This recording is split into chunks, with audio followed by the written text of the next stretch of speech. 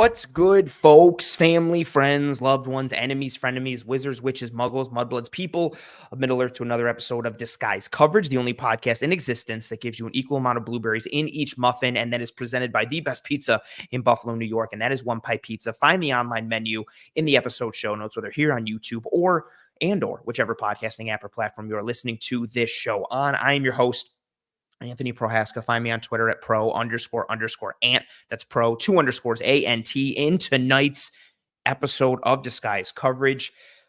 Once again, it is Kansas City Chiefs week, much like it was earlier in this 2023 regular season.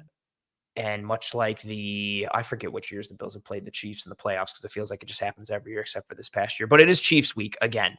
We're going to dive into that here on Disguise Coverage. I am joined by a familiar face, which I will be bringing up onto the stage with me shortly to get into the X's and O's and the scheme and structure and the bones and the guts of Bills versus Chiefs, what to watch for, who to watch for, why, what will go very far in terms of determining the fates of both of the Buffalo Bills and Kansas City Chiefs. On the back end of this episode, we're going to dive into questions from the live chat. That was a really fun aspect that we did last week. It's been a chaotic schedule with everything for the Bills and how that relates to show content and everything, with the Bills game getting moved to Monday and then the show being here on Tuesday. Things are all out of whack. So let's dive into some live questions from the chat on the back end of the episode. So anything you're throwing up in the beginning here with the live chat, I'm going to start. I'll keep it to the back end and we'll get through some questions, thoughts, comments, concerns, anything and everything in regards to that. But like I mentioned, the crux of this episode, the meat of this episode, will be focused on detailing the game of the year right now for the Buffalo Bills, and every game going forward, if they continue to go forward, will be the game of the year. But this one has a little extra juice for it because of who it comes up against, the dragon that the Buffalo Bills have not been able to slay in the playoffs, the Kansas City Chiefs. They come to town for the first time. They come to Buffalo, and to detail that game, to break down that game, to get into the scheme and structure and bones and guts of this matchup, I bring to the stage my guest, Mr. Matt Lane of the KC Sports Network, who I hope everybody is familiar with at this point by now. I think I've brought you on, Matt, pretty much for every Chiefs matchup for the past couple of years at the very least. I always have a great time talking ball with you. Last time we had a bit of a marathon episode together with how I love the way you and your whole team at KC Sports Network, the way you present your content, the way you guys break down the game. And then, I gravitate towards your work, knowing the X's and O's and scheme and structure and all that stuff, and everything for the Chiefs, their opponents, football in general. You're an awesome dude, an awesome guest. Big week. Welcome to the show. Well, thank you for having me. I say it every time, but I really do. If there's any other, podcast that I will make time to come on anytime a matchup comes up, it is coming in here to hang out with you guys, talk a little Chiefs Bills. One, it's always a fantastic game. I love talking to you guys for all of the exact same reason. I love how you guys cover the sport. It's a lot of fun to get down into the nitty gritty of the stuff and not, just always keep it surface level. Like, it happens to have sometimes when you were doing other shows. Like this is always one of my favorite times. Here's my problem, though. The Chiefs are now 0-2 in the last 2 times I've been here. And, I feel like I'm bringing some bad mojo right now. I don't know if this is working. So, if this continues, I don't know how to handle it from here. I think about that each time with, when I have a guest. If I have, especially for teams that think the Bills play twice, and I'll be like, oh, so-and-so was great. I'm going to bring him back. And I'm like, wait a minute, the Bills lost that first time. Am I leaning too hard into the superstition? I've legitimately thought of that. So I think that's why I'm very superstitious. And I think that's why, we vibe even a little more. And, it's funny that, them being 0-2 these past 2 times. Yeah, that's right. Because last year the Bills won in the regular season. Bills Chiefs did not meet in the playoffs en route to another Chiefs Super Bowl victory. And then the Bills won this regular season game against Kansas City. But that's also kind of been the way this matchup has shifted, I guess, really since that 2020 COVID matchup with the Chiefs in Buffalo that the Chiefs won. Yeah. It's really been the Bills controlling the regular season and then the Chiefs having those playoff victories. This time, though, with the game being in Buffalo, does it give you any trepidation, any cause for concern? For you, is it a normal, it's still Bills Chiefs week, or is there a little more worry on your end because it's not at Arrowhead this time in the playoffs? Yeah, I don't know. It's weird. It's been so long since the Chiefs have played a road playoff game. I mean, besides like a Super Bowl, and like It's that's a nuts that fantastic. Mahomes has like, this is his first true, and I know everybody knows it by now, but this is his first true road playoff game. That's nuts that either every year they're the 1 seed or the seeds above them get eliminated. So they're always Yeah, like, it's nuts how it's fallen for them in this Mahomes era. yeah, it is. And so like maybe as I'm trying to find the right way to say it here, right? Like, I wonder, for me, it's not a big deal. I don't think they're going to go on. I don't think this team is going to go on the road and all of a sudden fall apart because, yeah, while Super Bowls are technically a neutral site, they're not a true road game. I think Andy Reid, Patrick Mahomes, this iteration of the Chiefs team has enough experience playing on the road in big games or away from home in Super Bowls that I don't think it's going to overwhelm them. I don't think they are going to get to Buffalo and just kind of be like, oh, we don't have our home crowd behind us. It's not going to work, right? Like, I don't foresee that happening, but this also could be somebody speaking who hasn't seen his favorite team have to play a road game in the playoffs in 5 years now, right? Like, it hasn't been since Alex Smith was the quarterback of the Chiefs, and that team feels so distant to what this team is. It's hard to even draw any parallels between them. So like, clearly going on the road is worse than playing at home. I don't mean to say that. It's just I don't know if I'm anticipating significant issues for this team just because it's on the road. I think there will be issues, but I don't know if it'll be because of the location of the game, if that makes sense. No, I think that makes sense. And I'm in a similar boat. Like, I would much rather have this game be played in Buffalo than Arrowhead, like if I get my choosing. But it doesn't make me feel better to the point where I'm like, oh, like crisis averted. I feel it's like so great This now. isn't Like, getting no, Miami at home in the playoffs or something. no, yes, no. It's still very much like matchup dependent. And would I rather be the home team? Yes, like absolutely. Now that could change. I don't want to make that a blanket statement. Like if I'm playing some, I don't know, like if I was playing the greatest show on turf Rams in the playoffs and I was, I don't know, like the Saints, I might not want to play him at home because I'm a dome team. But if I'm the Eagles, I might feel better playing them even more so at home because I'm like, oh, sweet, now it's outdoors. Maybe there's some weather and we can limit what they are. But like with the Bills and Chiefs, I think they'll feel the same kind of struggles if there are any weather things. But generally, as a rule of thumb, I would rather be the home team. I think that better serves the Bills in this instance. But still, I am very much, I'm a wrestling fan. I think everybody knows this. And Ric Flair, one of the greatest, of all time, even though I'm not a big fan of Ric Flair. I hope nobody gets at me in the comments for that. But he has one of the best quotes of all time: to be the man, you got to beat the man. And the Chiefs are currently the man, still reigning Super Bowl champions. And even more so when it comes to the Bills, they are just, like I said in the beginning, like in the lead in, like they are that dragon, that villain, that final boss that the Bills have not been able to vanquish come playoff time. And playoff football is such a different beast. There's such a different mentality and mindset to it overall, and then especially schematically and structurally, and even more so when it comes to the Kansas City Chiefs, because of Andy Reid, because of Steve Spagnuolo, and what they do come playoff time. They are very rarely the same team in the playoffs that you see in the regular season. That's part of the reason why we've seen them pull off these victories against the Bills in the playoffs, despite the fact that the Bills have owned the regular season, because it's a different game, it's a different team. And I say that to lead into this first question for you here, because you had a tremendous point the last time you were here when, man, it's so funny to think like where we are now versus where we were then in that conversation. And both like the Bills and Chiefs were struggling coming into that regular season matchup. Oh, yeah. And yeah, you see your face right away. It's like, oh yeah, it was not a great situation for either team. The Bills needed that win a little bit more than the Chiefs did and ended up benefiting them greatly. But the Chiefs came in there scuttling just like the Bills did. And you had a really great point. You talked about how normally Andy Reid, from an offensive perspective, usually will kind of keep some things in the holster or in the chamber if he's playing a team in the regular season that he anticipates playing again later in the playoffs. But you felt that that might be different this time around in the regular season because the Chiefs were in a position where they couldn't really play it safe given how their season was going and where they were. They kind of had to not pull out all the stops, but they couldn't afford to keep too much close to the chest or keep too many things in the holster. Now that that game has passed and we are where we are, we obviously know how that regular season game went for the Bills with that 2017 victory. Do you think he kind of played it safe a little bit and kept some things in the holster? Do you think he came close to kind of pulling out all the proverbial stops? Like, how do you feel that first matchup between Bills and Chiefs will play into this second matchup and, versus what it's been, the first versus second matchup the past couple of years that they've done this? So in years past, they definitely have. When the Chiefs have played the Bills, they have kept it relatively vanilla on offense. Like Andy's still going to have some of his trickeration play, some of his designer stuff. But once he gets past his opening script where he just wants to test teams out, he pulls back and plays very vanilla. And he does it against Bills, Bengals, AFC teams he expects to see in the playoffs. He does it pretty frequently. And then this year, I didn't know if he would do that because the Chiefs were struggling. They needed to find some footing offensively. They needed to do some stuff and figure out, they need to do some soul searching. I don't think they held back anything on purpose offensively in that game. I do think the Chiefs have changed quite a bit since then, though. So what you get in the playoffs might not look the same.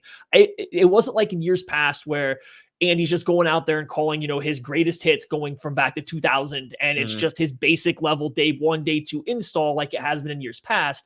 But I do think they've kind of developed a little bit since then. They use Rashee Rice, very in particular, gets used a lot more in a lot of different ways. You pair that with, and hey, it didn't work against the Dolphins, but it was available. McCole Hardman's return to health and like somebody that can actually stretch defenses vertically. All of a sudden now the playbook opened up a little bit more for the Chiefs down the stretch of the season. And I think that culminated in the Dolphins game, in which, hey, it beat up defense, don't get me wrong, but they still had like their best offensive performance since week 7, just in terms of yards. And the only thing that stopped them was the red zone and an icy end zone in which neither team scored any points on because half of the field was covered in ice and guys couldn't move down there. Right. So it seems like things will be different. I just don't know if anything was actually hid this time from this game because the Chiefs couldn't afford it. On the flip side, though, Steve Spagnuolo, I think he probably kept some stuff in his back pocket. That defense this year started out doing so much more stuff than they were doing. By the time the Chiefs played the Bills, it was pretty clear the Chiefs defense was really good. They're still going to do their crazy disguises and blitz and change their coverage. But I think that Steve Spagnuolo, the latter half of the year, kind of pulled back a little bit so that he could turn it back up for the playoffs. And I think you saw that immediately in this first wild card game against the Dolphins. He's pulling out all the stops, and he does this every year in the playoffs. So Andy may have not have held stuff back, but I think Steve Spagnuolo might have. And so I'm interested to see kind of what his changes are going to be going into it. Every year it feels like even when the Chiefs defense sucks in the regular season, like if they do, their playoff defense just kind of flips the proverbial switch and just steps it up. But this year, like you said, like their defense has been a quality unit from start to finish all year. And I don't want to get too much into that because it's one of my points for the specific matchups that we're going to get into. But yeah, it's such an interesting feel this time around. I like the way you articulated that because again, I thought it was a tremendous point and it makes complete sense, right? Like you don't, if there's a team you're going to see down the pike, especially come playoff time, like you don't want to throw everything you have at them because yes, you want to beat them in the regular season, but like also who cares? Like you want to win come playoff time. That's been my biggest thing with the Bills Chiefs this whole time. And I think you asked me this for last year's regular season game. You were like, if the Bills beat the Chiefs in this game, like, does it make you feel better about the Bills beating the Chiefs in the playoffs? And I was like, no, because it's a different beast in the playoffs. It's a different animal. And especially the Chiefs, like they're such a different squad with how they're coached and how they're gamed up. Like, that even if they have a unit that's like a 4 on a scale of 1 to 10, at the very least, that unit's probably going to be like a 6 come playoff time. Like they have that ability to ratchet up a little bit and to fine tune things and tighten. And yeah, and I'm excited to get into this conversation. And I think a lot of the particulars of that fine tuning will come out in the wash as we have this conversation. So with that being said, I flipped the banner to inside the divisional round, Buffalo Bills versus Kansas City Chiefs. For those of you playing at home with myself and Matt and those in the live chat, what we're going to do right now, Matt and I are each going to dive into our top 3 matchup pieces that we think will be most important, that will decide Bills versus Chiefs, that will be paramount, whatever verbiage you want to label it as. It could be player specific. It could be a side of the ball. It could be a coach. It could be a formation. It could be anything as wide scale or as granular as we want, anything and everything when it comes to this matchup. For those of you playing at home, feel free to comment on each of our answers. Also, feel free to put your answers into the live chat. As I mentioned on the lead and an intro of the show, once we send Matt on our way, I'm just going to basically do what we did last week, which was really awesome, and basically questions and answers from the live chat. So any questions, thoughts, comments, concerns, anything and everything you got, I will be starring a bunch of them. I've already started several. I'll bring them up once Matt goes, and then be answering more as we go forward in terms of kind of getting a pulse check of the fan base and where we are coming out of this victory against Pittsburgh and going into this pivotal matchup against the Kansas City Chiefs. But Matt, You are the guest. The floor is yours. Whatever you want to Oh. start with. I don't know if you've got them in any certain order or if they're all equal or if you have a particular point you want to start with first, but the floor is Yeah. yours. Start however you wish. Godspeed. Let's get into, I guess, like the most minute of the details right off the top. Let's just make it fun here. Both the Bills and the Chiefs, when they go into heavy personnel, so 12, 13, 21, whatever it may be, are top 10 offenses, by EPA per play. Neither defense is particularly great. They're fine. Both defenses are fine at defending heavier personnel and by the same metrics, but neither one are particularly great. I think we've seen both the Chiefs throughout all of Andy Reid's tenure, and then also the Bills, especially this year, as they've leaned a little bit more in the run game, getting Dawson Knox and Dalton Kincaid healthy together. Both teams have leaned on heavier personnel in important moments.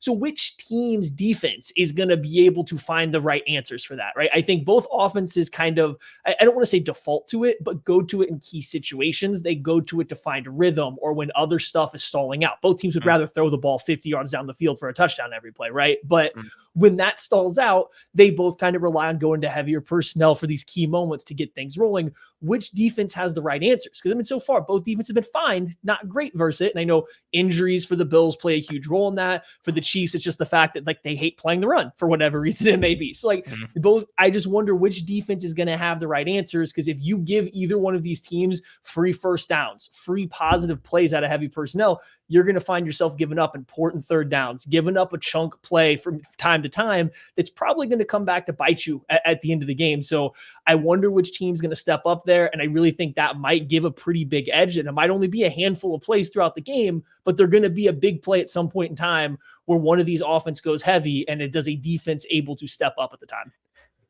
That's a really great point, and it ties into, I came close to making just one of my points just being like Bills injuries, and that's it, because there's so many, especially on the defensive side of the ball. But what the Bills have been doing recently, maybe since close to mid-year, I would say, since we hit double-digit weeks, for years, they've been nickel no matter what. It didn't matter if you came out with 75 tight ends on the field. Taron Johnson staying on the field. They're staying in nickel. It is who they are. Nickel is base. That's what they are.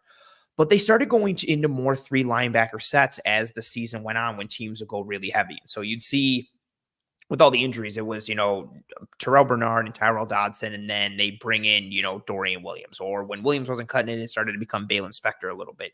Now, with all the injuries the Bills have, it looks like Terrell Bernard, at best case scenario, he's got a high ankle sprain. He's probably not playing this week. Balen Spector, who started this past week, nicked up his back. It looks like he should be fine. He could potentially play. Still got to see what's up with Tyrell Dodson.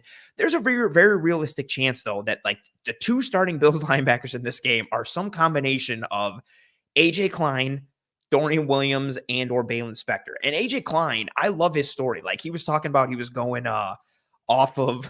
he was getting ready to take the family down to Charlotte or North Carolina on vacation or something. And he got the call to come back to the Bills. He literally got off his couch to play football. And all things considered, he played well in this past game against the Steelers, but it's a different animal with the Chiefs. That heavy personnel aspect, I love that if I'm the Chiefs, because I think it really puts the Bills into a bind, because even though you're outsized, the better idea is probably to go with keeping Taron Johnson on the field, who also left the Steelers game with a concussion, his 95th concussion of his career. Hopefully he should be cleared in time, but on a short week, that could get a little washy. That complicates things even further for the Bills. But let's say he does play. You're almost better off staying in that nickel spot if you're the Bills, because how much faith do you really have in a 3 linebacker group of Klein, Spector, Williams? Or if Spector can't go, it's Klein and Dorian Williams are starting linebackers. Who's the third you're even bringing off? Now you're scraping further even down that depth chart. I think that heavier personnel package, whether the Chiefs run out of it or pass out of it, could really put the Bills defense into a bind, given the injuries that they have at the second level, especially at that linebacker spot.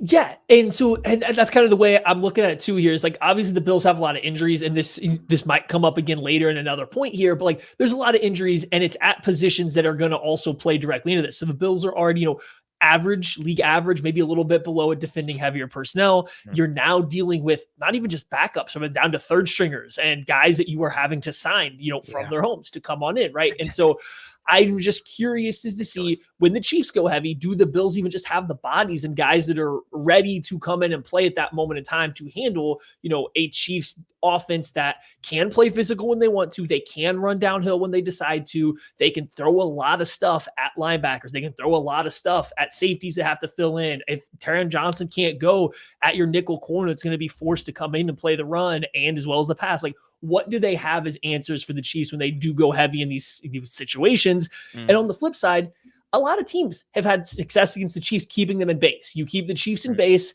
it doesn't allow Steve Spagnuolo to be quite as exotic as he is in the past, or where he wants to be. Now, he will still do some stuff. They came out against the Dolphins and they put Leo Chenal, a linebacker, as a 4-eye, and they played a 5-man surface. And they said, hey, figure this out. And Miami was very confused. It's like, he'll still do some stuff, but you do limit what he can do, especially with his coverage and his blitzes. So I think the Bills will also use that to find answers against the Chiefs, who will go base. They will match heavy personnel with base. They will put their 3 linebackers out there. So it's just who's going to have the right answers at the right times for all of this, because I would say both offenses are ahead of the defenses in this regard, and it's kind of whoever flips that around has it figured out.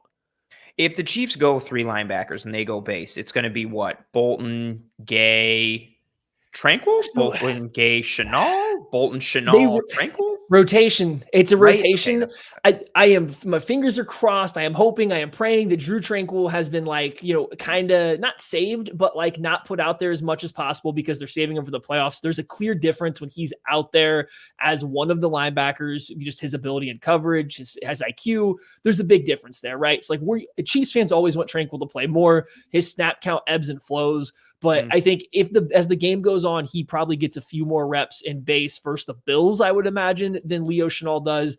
Leo Chenal right now is a little bit more of you're the sledgehammer when we are expecting a run, right? That's what they kind of see him as right now. So that would be the hope and what my anticipation would be, but they do mix it up so much. Yeah, it's super frustrating as a person who doesn't watch every Chiefs game to then go and watch Chiefs tape and be like, oh, Drew Tranquil's on out there. Oh, okay, yeah, because Nick Bolton's back.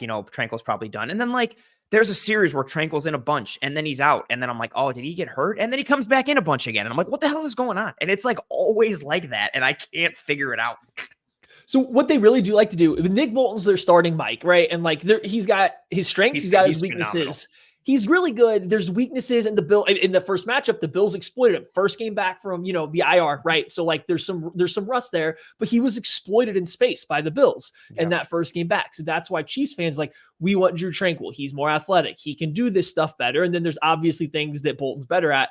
But what the Chiefs do for sure, Nick Bolton's going to start as your Mike, and about the third series of both halves, at least, he's going to come out of the game, and Drew Tranquil's going to go play Mike, and they're going to sit there with Nick Bolton on the sideline, and Steve Spagnuolo, and whoever else wants to get involved, and they're going to adjust the game plan, and they do it every single time. And the splits from before that and after that aren't super drastic, but there is an improvement, right? So they do like to pull Bolton out. They'll make the adjustments while Drew Tranquil's out there, and then the rest of the linebackers will rotate throughout the game. But you will see Bolton come out for an entire series, and when he comes back in, you have to be ready. Things are going to be different. They have adjusted something when he comes off the field for that time. Well said. He's somebody who, seeing him at Missouri, I was like, man, this dude is such a thumper and a hammer coming forward, but I don't know how he can live in coverage in the NFL. And to his credit, he reshaped his body and frame and skill set, and he's held his own in coverage. But like you said, there is still that liability piece, and it's interesting to see him being put in a rotation, knowing how pivotal he's been to that defense, especially last year with, it seems like if anytime they needed a big play, he was there to make it and scoop and score and add points to the Chiefs defense and really stem the tide for opponents and make a difference with the defense. So yeah, that's a spot to watch. I like that. Nice point. I always treat all mine. There's one that I have as my number one, but I'm not going to go with that one because one of them ties in with what you got. So 12 personnel, we know the Bills like to operate out of it. They've been successful with it when they've done it this year, as you've talked about. But it's really tying into that run game piece and then the bind that it puts defenses in when the Bills are able to run out of 12 and what they can do from a passing perspective. And so I just have it generally listed here of kind of a question for this point, but how much do the Bills lean into the run game? I talked about this the first time a little bit in a different way. These two teams met each other in the regular season. I know it's a passing league and all that. And this game has Josh Allen and Pat Mahomes and Stefon Diggs and Travis Kelce and yada, yada. I get it. But I'm going away from the pass and focusing on the run game piece here. Again, a little bit like in the first matchup. The Chiefs' pass defense is very, very, very good. They're 7th in DVOA overall as a defense, but in particular against the pass, they are 5th in DVOA against the pass. They are 4th in EPA per pass allowed. They are 3rd in positive play percentage when it comes to the pass. They are 2nd in success rate when it comes to the pass. And then for matchup specific pieces, they're 5th in DVOA versus wide receiver ones, 25th against wide receiver twos, 2nd versus wide receiver threes, 10th versus tight ends, 21st versus running back. So some potential opportunities to pick at them, but on the whole, a very good pass defense. And then they've got the front that can match with it. Chris Jones is a danger on every single play. And then you get some different pop from, a Menahu at times and Karlaftis at times. So the pass defense is thorough. But then you look at the run defense. The Chiefs' run defense, 27th versus the run in DVOA, 26th in EPA per rush, 23rd in positive play rate, 17th in success rate, which isn't bad, 26th in yards per attempt, and 27th in stuff percentage, which is runs that go for 0 or less yards. Meanwhile, the Buffalo Bills run game for running back carries only. I always say that because once you include quarterbacks, Josh Allen amplifies every single metric for the Bills run game. So everything just gets better. But for the Bills run game for running back carries only, 7th in EPA per attempt, 4th in positive play percentage, 8th in yards per attempt, second lowest percentage of runs where the running back gets hit at the line of scrimmage, lowest amount of runs that have gone for 0 or less yards. And then if you factor in runs of any kind by anyone, so adding in Josh Allen, they're 2nd in EPA per attempt and 1st in positive play percentage. The vulnerability for me to exploit in the Chiefs defense is their run defense. One, let's just start with arguably still probably their best player on defense, Chris Jones. He doesn't want to play the run. He wants to rush the passer. And even when he makes, even when he makes plays against the run, it's because he's penetrating and causing some kind of chaos. He doesn't want to sit there and take on double teams and, stack and shed and hold strong at the point of attack. He does not want to do that. So the more you're able to run the ball, you can reduce Chris Jones as a pass rusher. And in particular, if you run at him, you can find success.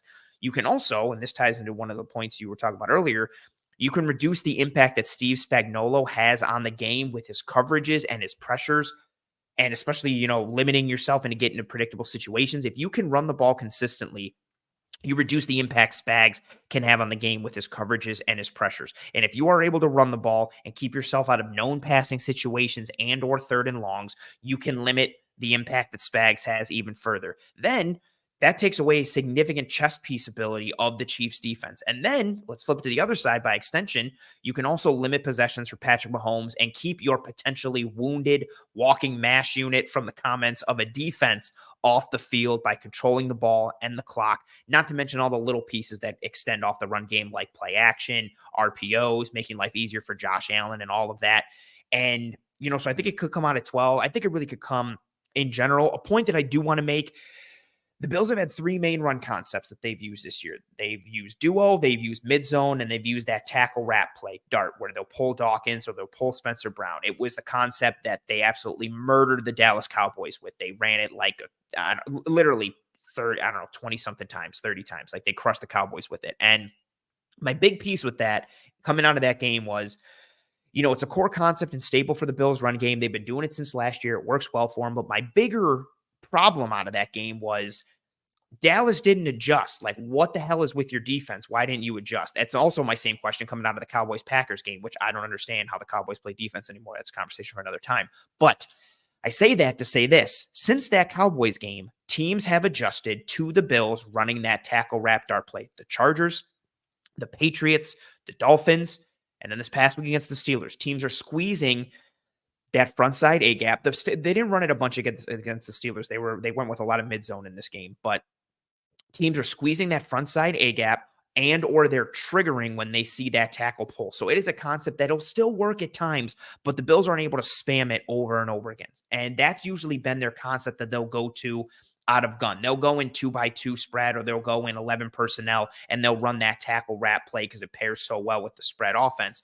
So that changes things a little bit too, which is why if you go into more 12 personnel, then you're getting into more of that mid-zone world, that duo world, that downhill running aspect, which pairs well with 12, with increasing your surface on the offensive line and also trying to limit Chris Jones, and also getting away from that tackle wrap and dart play that teams have started to scout out.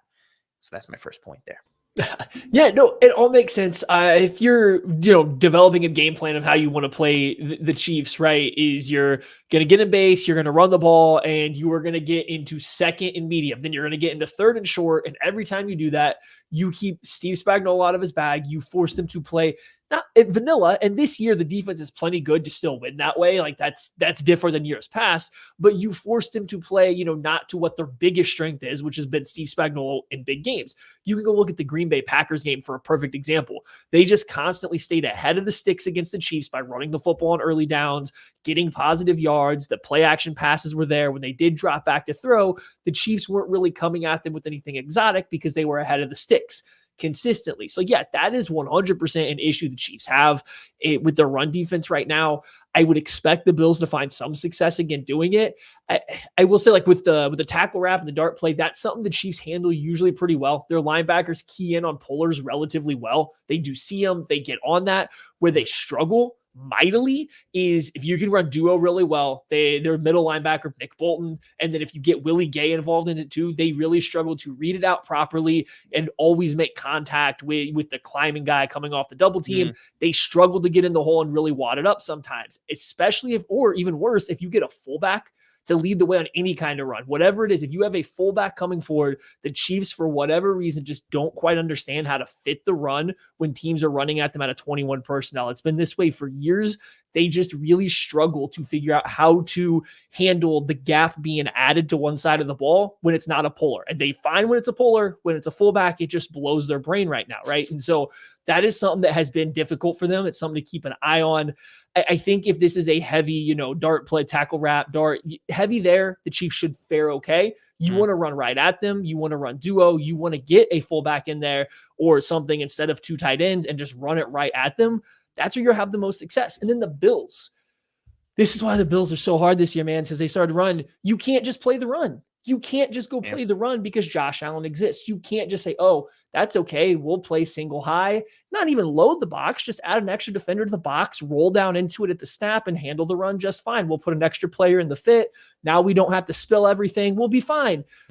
It doesn't work though, because Josh Allen's just going to take it right over the top. So the Chiefs' hands will be full on that if the Bills can have some success running early on. I think that's a key thing to keep an eye out for. If they're running the ball well, and we mentioned the Nick Bolton leaving for a series, when he comes back in, watch and see if the Chiefs play the run differently or better from that moment, because that is kind of one of the things that they would adjust in there. But that's where the Chiefs defense has to start. It's not just Josh Allen. You got to slow down the run game so you get a chance to go stop Josh Allen, and they haven't been great at it this season. And that's I say it as a key almost every single week. And you alluded to it. And I said it's a similar point for the Chiefs last year and then their run towards the Super Bowl. Like if you have this offense with, and I don't mean in particular the Bills, I just mean an offense in general. If you have an offense with a superstar, superhuman QB who can do anything and everything, and you have a good passing attack, if you have a good run game with it, the defense is dead in the water. Like you can't do anything. And especially the Bills with how they're built. Yeah, if you have a good running back run game, cool. Now all of a sudden, if you're adding mesh actions in the backfield, you have to account for Josh Allen too. So you can't just come crashing down off the edge because you have to genuinely honor him as a runner. And then now all of a sudden, with the cannon that he has, the explosive pass game comes into play with play action and down the field aspects. And I know how sexy it is to be in the spread and 2x2 and 4 wide and all this kind of stuff, and even 11 personnel. But so much of me wants this Bills offense just to be 12 personnel all the time, downhill running attack, and then play action, chunk play shots. And Josh Allen struggled throwing the ball deep this year, but it just meshes so well. Give me bootlegs and move in the pocket with Josh Allen where he has the opportunity to fire a chunk play in there, or he can just take off and run. There's so many ways you can mesh and merge the run game with the explosive passing attack option, all because of what Josh Allen can do and his mobility. And it puts defenses into hell regardless of who they are. And then even more so for this matchup, it just screams run the ball in this game. I don't care about the storyline pieces of, Mahomes versus Allen. Same thing with both teams. If I'm the Chiefs and the Bills, I'm staying. If I'm the Chiefs, I'm living in 13. And if I'm the Bills, I'm living in 12. And it's going to be, everybody's like, ooh, Mahomes versus Allen, and the game's going to be like, nope, it's going to be James Cook versus Isaiah Pacheco. Each running back's going to have 20 carries in the first half, and we're making an old school run game, and someone's going to win 13-10, and that's what it is. But it could be even more because of how these defenses are built, where you can exploit them and attack them and put them into hell. It's because of those schematic lineups and advantages you can create with those personnel groupings and with the play calls that come with it. It's a very intriguing. Yeah, just run the ball and then build from there. Everything comes back to running the football. Everything is cyclical. Let's get back to 1950s football, leather helmets. We're just running the ball. That's it. Run the wing tee. That's all we got. All right. So we're each down from our first points. The floor is yours once again. What do you got for your number 2?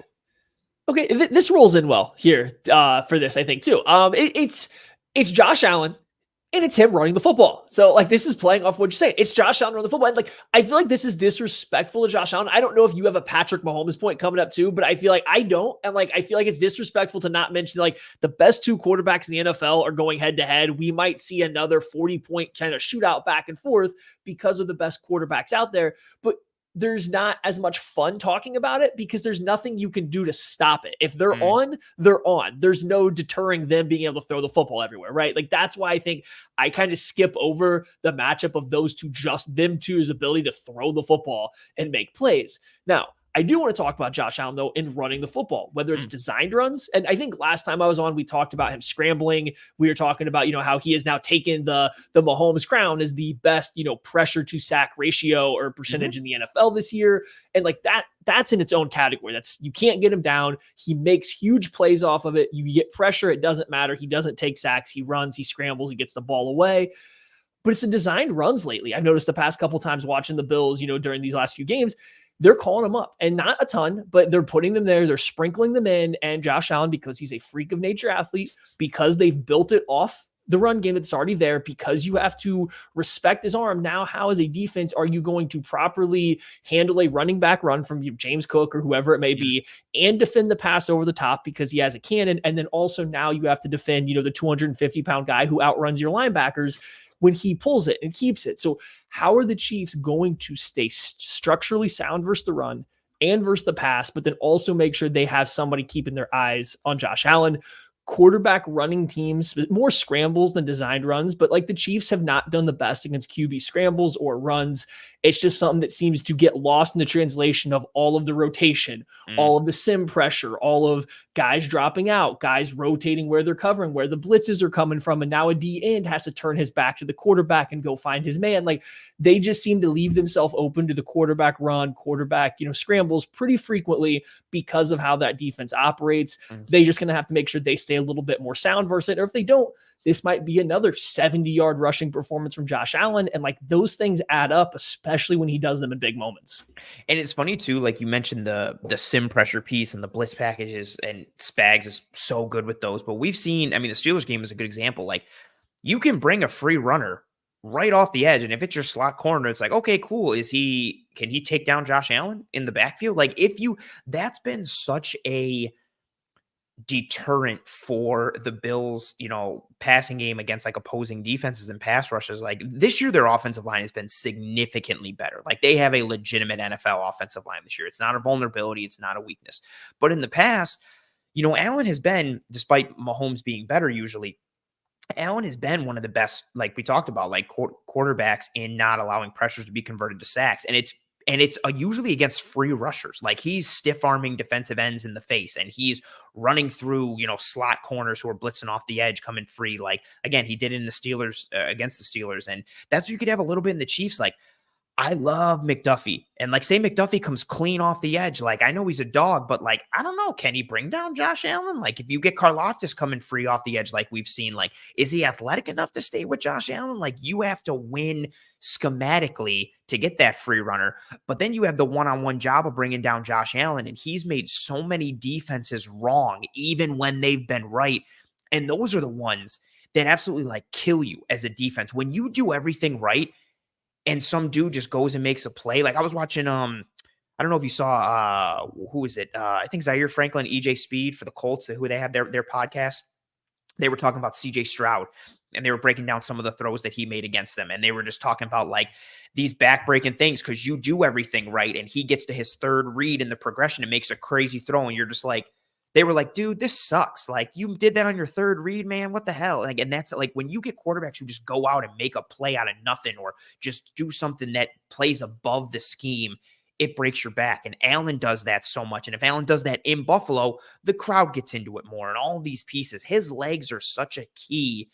Because exactly to your point, like now you have to defend Josh Allen, the arm and the passing attack, Josh Allen, the legs, and then the Bills running game aside from Josh Allen. And how do you allocate enough resources in preparation and in execution to be able to stop all three? Yeah, I mean, that's where it comes down to, right? Is like there's no way you can defend all those things without essentially just, if the defense plays completely assignment sound, like technically, yes, if no offensive player wins, you're going to be able to cover it all, but that's not how football works. Someone's going to win, and the whole point is you have to make the offense not know who's going to win. They have to be, looking at somewhere else for when it wins. So Steve Spagnuolo has been pretty good about this with Josh Allen, who's great, but even in this game earlier this year, there was a stretch there where the Bills' offense got a little stagnant, and it felt like Steve Spagnuolo was kind of getting a little bit of the upper hand. He made Josh Allen seem a little bit more uncomfortable back there, a little less sure of where he wanted to go with the football, and that's what Spags has done to Allen in the playoffs a few times when they've played, right? And so you got to get that going, but then when you have your chance to get him down, you have to get him down, and then now you have to defend the run because the Bills are leaning into the run game. Oh, hey, by the way, here goes again, Allen on the move because he can do that. And when you get that free rusher, as a Chiefs fan, I don't even need to go to the Steelers game. I watched Tyrann Mathieu miss at least 2 or 3 sacks as a free rusher versus Josh Allen in the past. I don't know if in the first game, if Trent McDuffie had one, I feel like he might have, and he still just couldn't bring him down. And he's a smaller guy, great blitzer, smaller guy, hard to get him down. Oh, wait, now you have a linebacker. Well, guess what? Your linebacker might not be fast enough. So it's even less about making the plays in regards of, getting to Josh Allen. It's just about making him feel uncomfortable, I think, is what Spags has, when he has had success against him in the past. It's been making him feel uncomfortable, right? And I think a comfort zone, a comfort level can be, okay, if it's on this 3rd and 6 play, instead of dealing with whatever goofy pressure that's coming, what if we just go run QB power and see what happens? What if we just try it out and see what happens? And like, are the Chiefs ready for it? Because they're going to be giving you a funky look. They're probably going to have linebackers mugged up on the A gap. They're probably going to have a slot corner cheating, and their safeties might be rotating at the snap. So maybe you're running into the guy that's dropping back. Like, they're going to be doing all this other stuff. So I have my eyes out for at least 1 or 2 designed Josh Allen, not scrambles, just designed runs that the Bills call at the right time for Josh Allen that are going to feel a little backbreaking for the Chiefs, because you're going to be like, man, why did this happen? We did this against Jalen Hurts in the Super Bowl, and then this year when they played him, they'd call a QB draw on a down and distance that you're not expecting it, but because Hurts is so good, because they called it up at the right time, it just happened to work. And I think you could see something very similar in this game, because that's not something the Chiefs have routinely handled well. And then you throw in all the other things that the Bills throw at you. I think it's going to be a little difficult for them. That's a fair point. And if I'm Spags, I'll live with the QB design runs from Josh Allen. I am trying to limit his comfortability in running from scramble mode when it comes to the pass. And I love this comment that Pete said. He said, Pittsburgh did a better job late in the game to get some team defensive sacks. Better to corral Josh and get a whistle blown than try to bring him down. You hit it on those words. Like, Josh Allen, every quarterback wants to be comfortable, but you can tell when you're watching the game, just on the broadcast, you can tell when Josh Allen's comfortable or when he's not, or when he's starting to feel skittish, or when he's starting to get in his own head a little bit. If I'm the Chiefs, I'm probably dropping 8 into coverage as much as I can, but I'm not even blitzing a ton, and I'm just trying to compress the pocket and keep him hemmed in there, and I am throwing as many confusing coverages and disguising as many things as I can. I am trying to make Josh Allen play quarterback from the neck up as much as humanly possible. I am trying to make him play quarterback like he's Drew Brees, and I'm trying to limit the amount of reps that he can use his physical tools and his gifts. I don't want that size and that athleticism to come into play. I'm trying to make him play quarterback from the neck up, and I want to force him. I'm going to constrict those running lanes from a scramble perspective, and I want him to force his hand to be like, no, let me try to get out of the pocket and make a play, and it's not there, and he's got to bubble out too much, and he's like giving up like 5-6 yards just to try and turn the corner, and then he's losing angles, and there's not that really open opportunity. I'm trying to kind of keep him in that pocket, rein him in as much as I can, and limit the amount of explosives he can create with his legs and with his arms, but also, to your point, he gets comfortable. Like, he is very comfortable with I think and I was going to finish my thought, and I was like, no, this is better. I think he's more comfortable with a free runner bearing down in his face. I think he's more comfortable with that, trying to avoid it and making a play, than he is just like sitting in the pocket and having to go from 1 to 2 to 3 to 4. Like, he lives in the chaos and he can thrive in it. I'm trying to limit that. Just make him play like he's Drew Brees back there. Mitigate the amount of athleticism he can tap into. I mean, and that makes sense. I mean, we went through it with, Mahomes early in his career too. It's just like, you want to put a free runner at him. If he makes that guy miss, he now gets to escape the pocket because the rest of the defense is obviously not anticipating him to be able to leave the pocket from where the free runner's coming. Now, all of a sudden, everything about the play breaks down. The launch point of the football breaks down. The angle at which the leverage of the coverage completely changes. Yep. I 100% get why quarterbacks with great arms that are athletic can feel more comfortable there. And yeah, I think that's a great point. Josh Allen doesn't ever panic when there's a free rusher. He doesn't panic when the blitz comes. I have seen him, Steve Spagnuolo and other coaches, I think, have gotten him before by sending a lot of pressure for a stretch, but eventually he figures it out. Or even if he's not figuring it out, he doesn't look panicked by the fact that all the blitz is coming. When he seems to get a little bit uneasy is, like you said, when you show this blitz or you drop out, you give him a coverage look he wasn't expecting, and now he has to sit there. It's almost like he not anticipates getting hit or pressured, but he starts anticipating looking for a way to escape the pocket when the picture isn't what he thought, and he wants to go out and create. So, and I think that, I don't want to go too far down unless we want to talk about Allen, as the passing game next. We got way off sidetrack, shocking for us, I know, but like, I'm with you now that you say that. Like, that sounds very much about like the moments when I'm thinking like I can start to see him get uncomfortable. It's not, I wouldn't classify like saying a guy has happy feet. He just starts looking for a way to escape the pocket and try to read the field on the move rather than just staying there and not moving because everything's, nice and calm. And you'll get that from, I can't tell you how many times, whether it's on Twitter or even here in the episodes where, or, I'll post a clip of something and, people comment there on Twitter for the all 22. And it's people being like, man, he didn't have to try to escape right there. Why did he try to do that? You'll see him force the issue. Like, the pocket will be clean, or there'll be just like, someone will get knocked back like a little bit, and it's like he's like, oh, well, there you go, I gotta run now. And it's like, no, you don't have to run. The pocket is there. Just stay in the pocket. He wants to thrive, like in that chaos. And again, I don't blame him. Like, he's out there running through safeties and linebackers and outrunning dudes and making plays in space with his arm and his legs. Again, like, he thrives in it. And I really like your second point, and it ties into very much into my second point. And I titled it, Who Makes More Plays with Their Legs, Josh Allen or Patrick Mahomes? Some of these numbers, I'm going to get to one of them was staggering, but I guess it makes sense. But I'm going to talk about what the numbers for both these guys with their legs. So amongst 82 players with at least 50 rushes in the regular season, regardless of position, 82 players with at least 50 rushes in the regular season, Josh Allen was tied for first in EPA per attempt at 0.25. Patrick Mahomes was fifth at 0.12. Scrambles usually lead to a lot of EPA, which is why usually your top EPA dudes per carry are like Allen, Mahomes, Hurts, Lamar Jackson, like all these kind of dudes. What's crazy is, and I keep talking about him even when the Dolphins aren't playing because he had such a crazy year, Allen was tied for first in EPA per attempt with Devon Achane, the running back from Miami, his numbers were just bonkers this year. Like EPA, yards per attempt, EPA per attempt, everything. The fact that there's a running back tied for first with the mobile quarterbacks, knowing what scrambles do to EPA, is, again, another feather in the cap for A-Chain. But again, Allen tied for first in EPA per attempt, Mahomes fifth at 0.12. That's out of 82 players in general.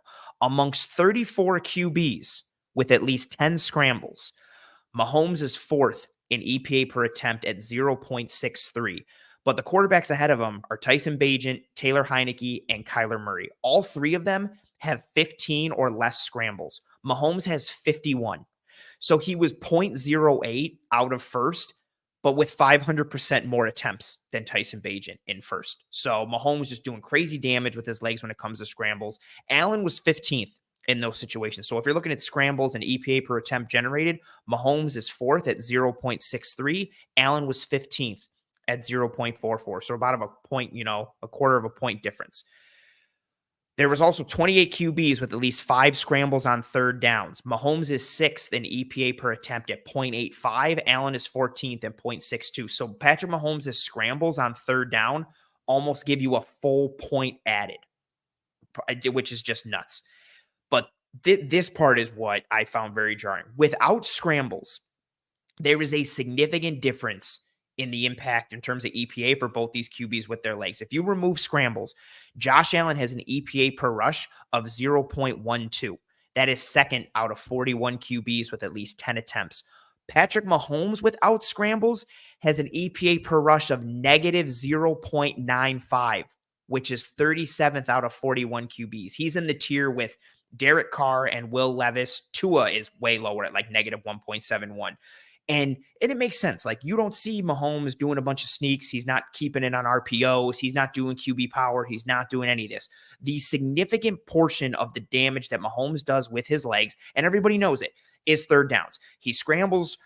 He runs back and forth. He runs like 70 yards just to get 9 yards in the first down. And then he does this a whole bunch and brings everybody back to the huddle. And you want to punch him in the face because his mannerisms are so annoying. Or he's putting his head down and he's cracking his helmet now, getting a little bit of physicality. I love that it was like, it's so cold that dude's helmet cracked. Like, this just busted. Yeah, just busted. I saw it fly off and I was like, oh, mouthpiece. And I was like, no, helmet crack. Like, that was pretty sweet. But, and so this isn't to say like, oh, like Mahomes sucks or Allen is amazing. Yeah. Just how they do their damage. Allen is a little bit of everything. He can do it off script with the scrambles, but there is, like you've talked about, the QB power aspect, QB pin and pull, some QB bash. He can just keep it on an RPO. Like, if that end crashes down too much, he'll just keep it and take off and go. He can kill you in multiple ways. Mahomes' damage all comes with those scrambles. And again, it makes sense, like given the offenses they are, their frames, their skill sets, their size, what they do. So Mahomes will kill you. Again, like, he's sitting there fifth out of 82 players with at least 50 rushes with an EPA per attempt of 0.12. But it's all because of those scrambles. And when you remove the scrambles, he's got an EPA. He's almost a negative full point. Yeah. When you take out those scrambles. So it's a different way they attack you. And so who makes more plays with their legs? Allen or Mahomes? Is it Allen with the scrambles? Is it Allen with design runs? Or is it Mahomes breaking contain, the Bills not maintaining their rush lanes and rush lane integrity, and him getting out and either making a play with his arm or with his legs and doing damage? Yeah, and like you're saying that, I'm not surprised by like the Mahomes split there. I can't even off the top of my head think of too many times where there's been a non-scramble Mahomes run. I knew it would be a split. I wasn't expecting it to be that far down. I wasn't expecting it to be like a negative full point. Like, yeah, I guess I just didn't. It must be broken plays or the only thing I could like even come off that, because they don't do much. In the years past, he's pulled the occasional RPO every now and then, or like they've done some stuff where he's like pulled it, but very frequently, or they've ran like a speed option real quick, but they haven't done that this year. So like that's had to be a pretty small sample size. I'm not surprised either. He is not a runner that you're designing a run for, because he's not going to sit there and make someone miss head on. He's not going to like read it out and run where it is. He wants there to be a bunch of space, that he's going to start doing his weird, like all his weights on his heels, his just little scoot thing around. Where he looks like he shouldn't be moving fast at all. And he's just running by all these people. And like his run like defies physics for me. It's just infuriating. I don't. He's always moving faster than almost everybody. He found out this year that he cannot outrun Josh Uche of the Patriots. That's the first time I've seen somebody take an angle and catch it and actually like completely erase it from him. And so, okay, duly noted. But like nobody ever catches him. He just scoots around. It's the most awkward looking run, and then he just starts weaving in and out of traffic. He's just like kind of guiding around. He gets near the sideline, and because his run is so weird, everyone I think always assumes he's getting ready to step out. So the amount of times he gets 5, 6 more 7 yards just scampering down the sideline because he has that weird little heel run, it's got to suck. He runs like Stewie Griffin, like it just like, and yeah, he like scoots is the perfect way, or like he's like he runs like an older person speed walking in a mall. It's just the weirdest way to. Or somebody had a real great one once. What like I think it was a tweet. Like he runs like a person trying to bring back multiple beers to the table. Yeah, he's not trying to spill anything. Like that's how he.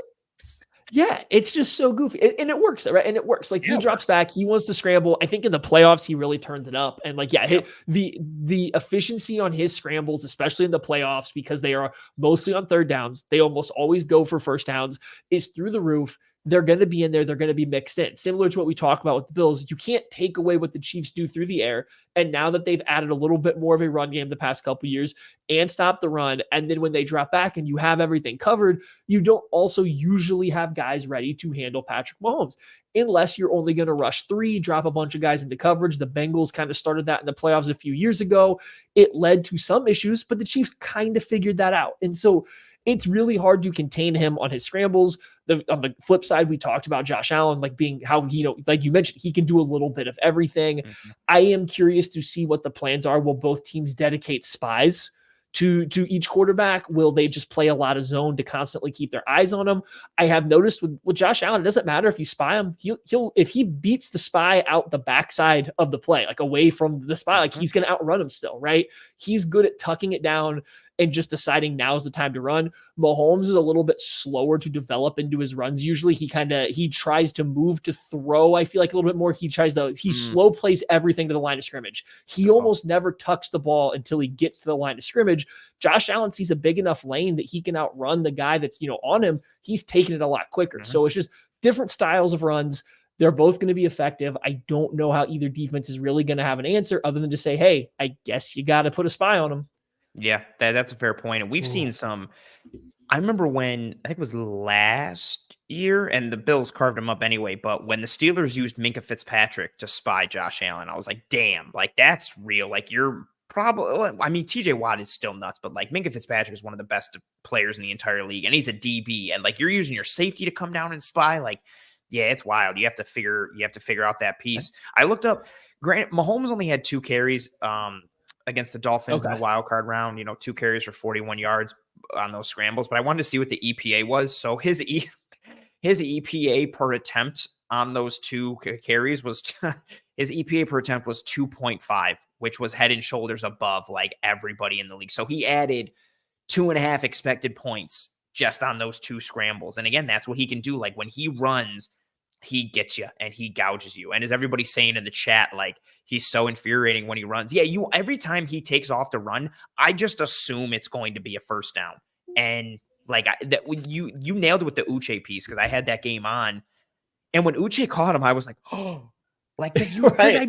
I've grown so accustomed to being like, oh, somebody's gonna run him down, and there he just goes scooting, and you nailed it too. Like he's weaving, like there's no sharp cuts. It's very just like he saunters his way through defenses, and he's just like salsaing out there. He just like the way he runs, he's just hitting the salsa to see what goes in there. Like I don't know if it's the way he runs and his hip angle looks weird for an opponent, but like nobody ever takes good angles to tackle him. He's moving faster with those little short strides, and I think everybody anticipates him doing. His chest is always so far up because he has a weird, like it's the goofiest run, and it's been so effective throughout his career.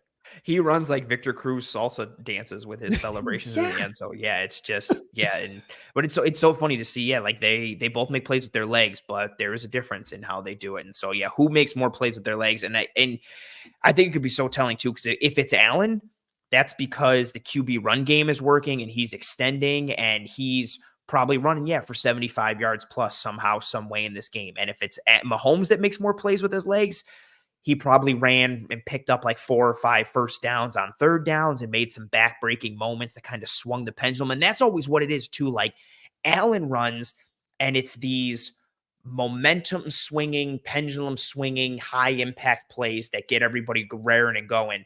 When Mahomes does it, it's these little daggers that make the defense just go like, dude, and like it swings the pendulum that way. But either way, they're both extremely effective.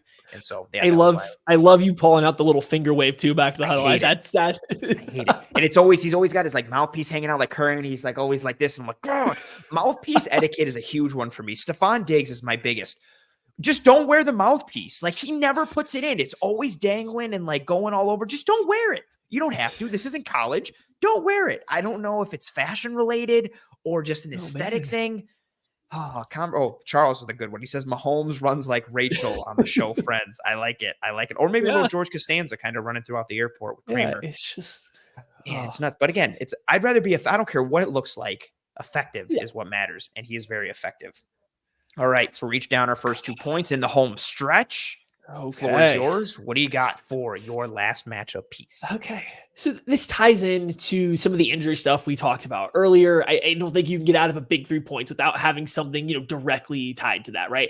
Yep. It's gonna be the Chiefs throwing the ball over the middle of the field. That is gonna, it's a little bit of a pickle. That's kind of where the Steelers seem like they found a little bit of rhythm in the second half. Later as that game went on, it's the injury started piling up even more. Mason Rudolph second level for the Bills was new. It was Klein, Dorian Williams, and then Cam Lewis in for Taron Johnson. So it was all depth dudes. Right. And so and some of these guys might be back, right? Like there might be some guys that are coming back, but even still, like they're still a very banged up unit overall. Mm-hmm.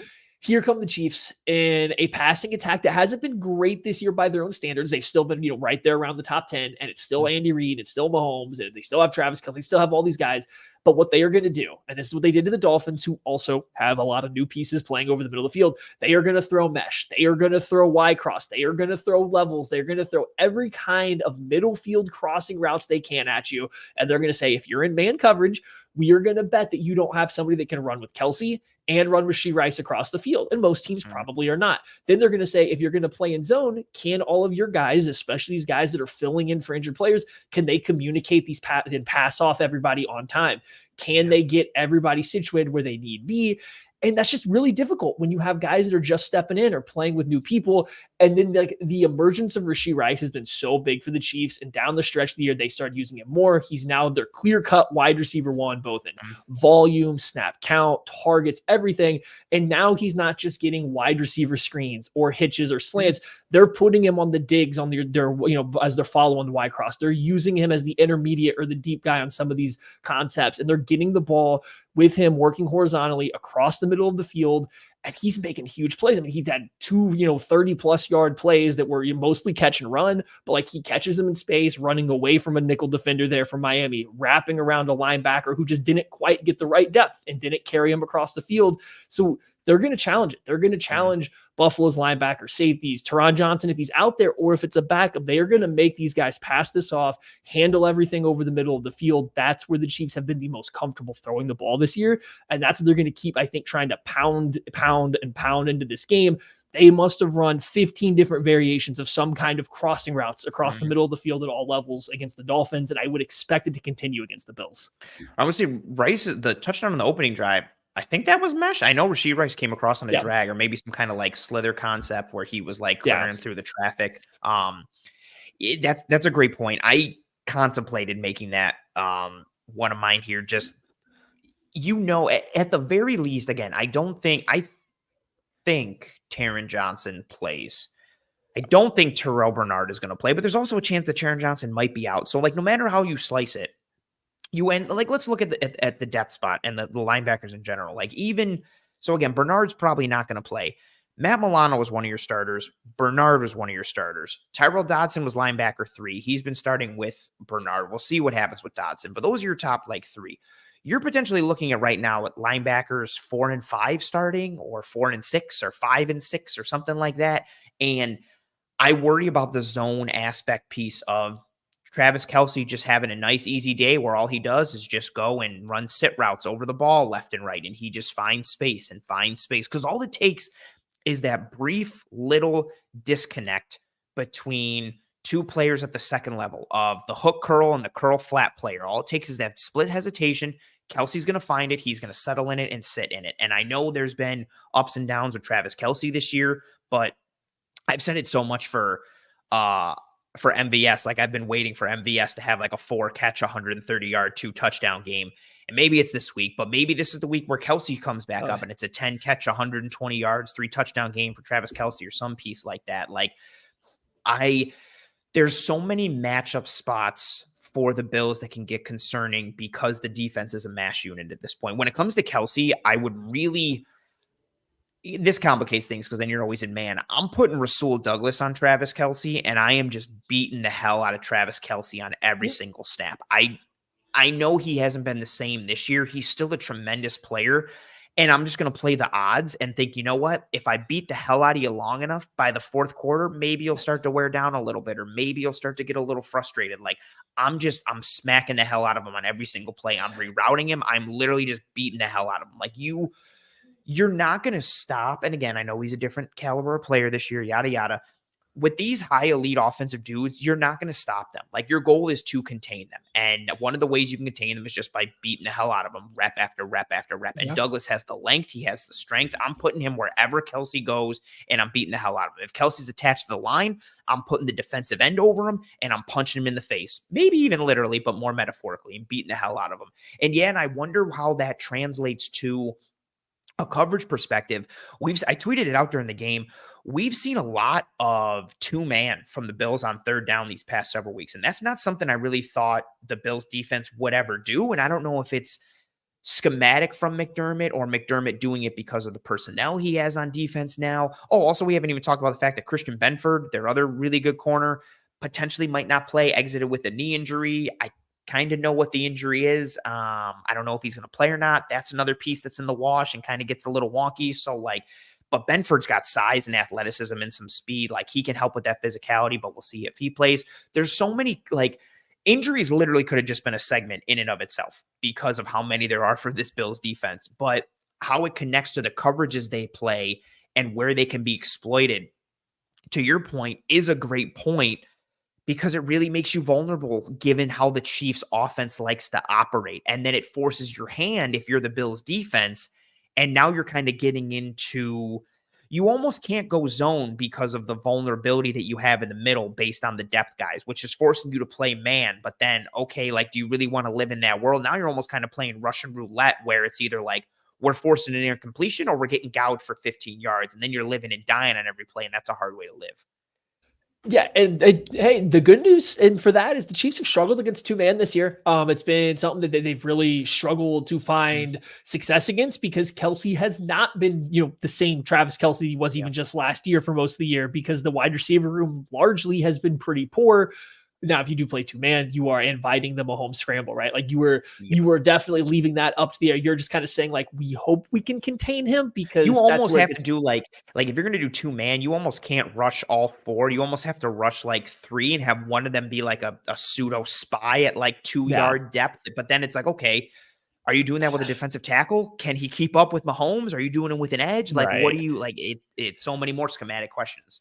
Yeah. And so, but I do think that's something that you can throw out there. It will be interesting to see how the Bills, I'm interested to see which team is finally the team that says, I don't think Travis Kelsey is the guy that is going to beat us if we don't make him the entire key of our defensive game plan. I'm not advocating for it. I just wonder what the first team is going to be to do that, because I think he still gets that attention and he deserves it. But also, he has been very up and down this year. He had a good game against the Dolphins. He dropped a few passes. He dropped 50.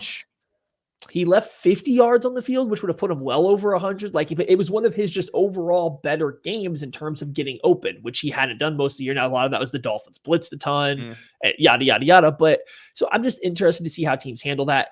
I will say, the emergence of Rice and even bringing Mecole Hardman back, who has not had an impact while Patrick Mahomes is playing, but just that speed element, the fact that they now have somebody that can just run by somebody. Because MVS isn't that guy anymore. He's been a great vertical threat, but he looks slower. He's not just going to run by you. He has to set it up.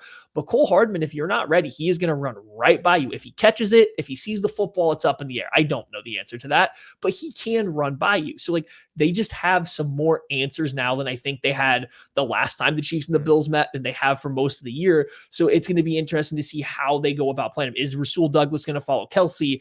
If that's the case, who's the matchup? I would assume Teron Johnson, especially when Rice is in the slot, but he'll flex out wide. They move him around. They will hide him from guys where they put him into bunches and stuff. They have really found a way to weaponize him a ton lately. So that's going to be just one of the big guys to watch, I think, in this one. I can't tell you how much it annoys me that Mecole Hardman is back, but Richie James is 17 and not Hardman, and Hardman's 12. It drives me. For me. And especially because their body types are kind of similar if you look, because they're both small, super fast, shifty dudes. Yeah. Although James is more stop-start shifty and Hardman is straight line. I'm always who is 12? And then it's Mecole Hardman, and I'm oh, that's right. And then Richie James will make a play and they're big catch from James. And I'm that's not Hardman deep. It's such a stupid thing to get annoyed by, but it drives me nuts. I think it is a decent enough point though, too, especially with how the Bills play their zone coverages and match. even if it's you just use McCole Hardman as like, hey, dude, like you're going to get a workout this game. We're probably not throwing you the ball, but you're going to be pulling coverage left and right. Like we're sending you to pull and clear out left and right. And maybe we'll throw you one or two, but you're just clearing out to try and make space for Rashee Rice on that dig. Like we're running dagger concepts this game and you're pulling and clearing out and we're getting Rashee Rice on that dig behind you. Like he's got that speed that can influence that. And there is significant value to that. It just sucks to have to be that guy. Yeah, I'm wondering, your point about Kelce ties in really well with my first point. Like, I'm wondering who that first team is that's like, we don't have to do this with Kelce. He's not that guy. And it's like, okay, yeah, here's your 10 catches for 130 yards and 3 touchdowns. Crap, there you go. And waiting for it all year. Right? Like, this ties a little bit into my first point here. So Stefon Diggs and everybody and their mother has talked about it. Myself and Eric have broken it down in the film room. I've talked about it on Twitter a whole bunch. Like, Diggs' production, it really dipped down the stretch, especially when Joe Brady took over for the offense. And a lot of it was just the Chiefs example was a really good game that funnels into a larger part, but it was teams were just taking away the inside leverage or playing inside leverage and take away the inside from Stefon Diggs. Like L'Jarius Sneed would just deter throws to Diggs just because on the snap, like he would be impressed head up and on the snap, he would just step inside and take away the inside. And we've seen teams doing that to Diggs all year. And teams have been able to mitigate and even eliminate Diggs at times, not by going with crazy brackets or cloud or doing all these wonky things on the back end, just by with simple leverage from their outside corner, they've been able to take him away. And with the matchups that have gone down the stretch, like my thought has been in these bigger games, like especially I was thinking about the New England game and the Miami game, I was like, does Belichick and Fangio think that they can remove Diggs from the equation without having to allocate the normal resources to remove Diggs from the equation? And then similar to the Kelce thing in my head is like, some team's going to think they can do that. And here comes the 13 catches for 140 yards and 2 touchdowns for Stefon Diggs. And Diggs has been better the past couple of games, but we're still not seeing that like ultra production that we're used to seeing from him as one of the best wide receivers in the NFL. And that ties into my first matchup piece. So I had it ranked as number 1, but again, they're all equal. Yikes, falling apart. My first, stop saying first. My last matchup piece here for Bills versus Chiefs. Steve Spagnuolo versus Stefon Diggs. Stefon Diggs in his career, these are his career averages for regular season and the playoffs. 8.6 targets, 5.9 receptions, 73 yards, 0.48 touchdowns. So on a regular game basis, he averages about 9 targets, 6 catches, 70 yards, and a half a touchdown, right? Diggs, he has 6 career games as a Buffalo Bill versus Steve Spagnuolo. He's got 54 targets, 31 catches, 371 yards, 2 touchdowns. That's an average of 9 targets, 5.2 catches, 62 yards, and 0.3 touchdowns, right? So not too far off from his career averages. But that data set includes his massive 2022 regular season game where he had 13 targets for 10 catches, 148 yards, and 1 touchdown. That is very much an outlier in Stefon Diggs as a Bill versus Steve Spagnuolo with the Chiefs. If you remove that one game, so that 1 out of the 6, in the other 5 games, he's got 41 targets, 21 catches, 223 yards, and 1 touchdown. That's an average of 8.2 targets, so close to his career average of 8.6, 4.2 catches, which is way off from his 5.9 career, 44.6 yards, which is way off from his 73, and then an average of 0.2 touchdowns per game, which is about 50% less than his 0.48. Steve Spagnuolo has taken away Stefon Diggs on pretty much every matchup. 5 of the 6, he has taken away Stefon Diggs. In those 5 games, 8 targets, 6 catches, 46 yards. 11 targets, 6 catches, 77 yards. 5 targets, 2 catches, 69 yards. The 2021 playoffs, which was the big Gabe Davis game, 6 targets, 3 catches, 7 yards. And then 11 targets, 4 catches, 24 yards. He has significantly limited Stefon Diggs aside from the one game, again, with the 13 targets, 10 catches, 148 yards, 1 touchdown.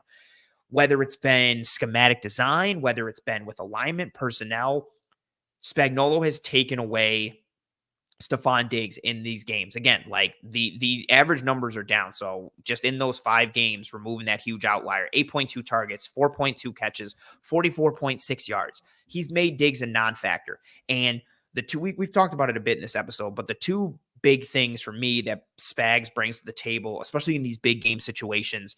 They give him the whole playoff Spags moniker. Everybody and their mother was tweeting out the dots in the all 22 clip where the safeties are playing ring around the Rosie on third down against Tua. Like, I guess Belichick used to do it at times and called it twirl. Like, but Spags, again, it's just another example of Spags getting into his bag, no rhyme intended there, and just making life hell for quarterbacks.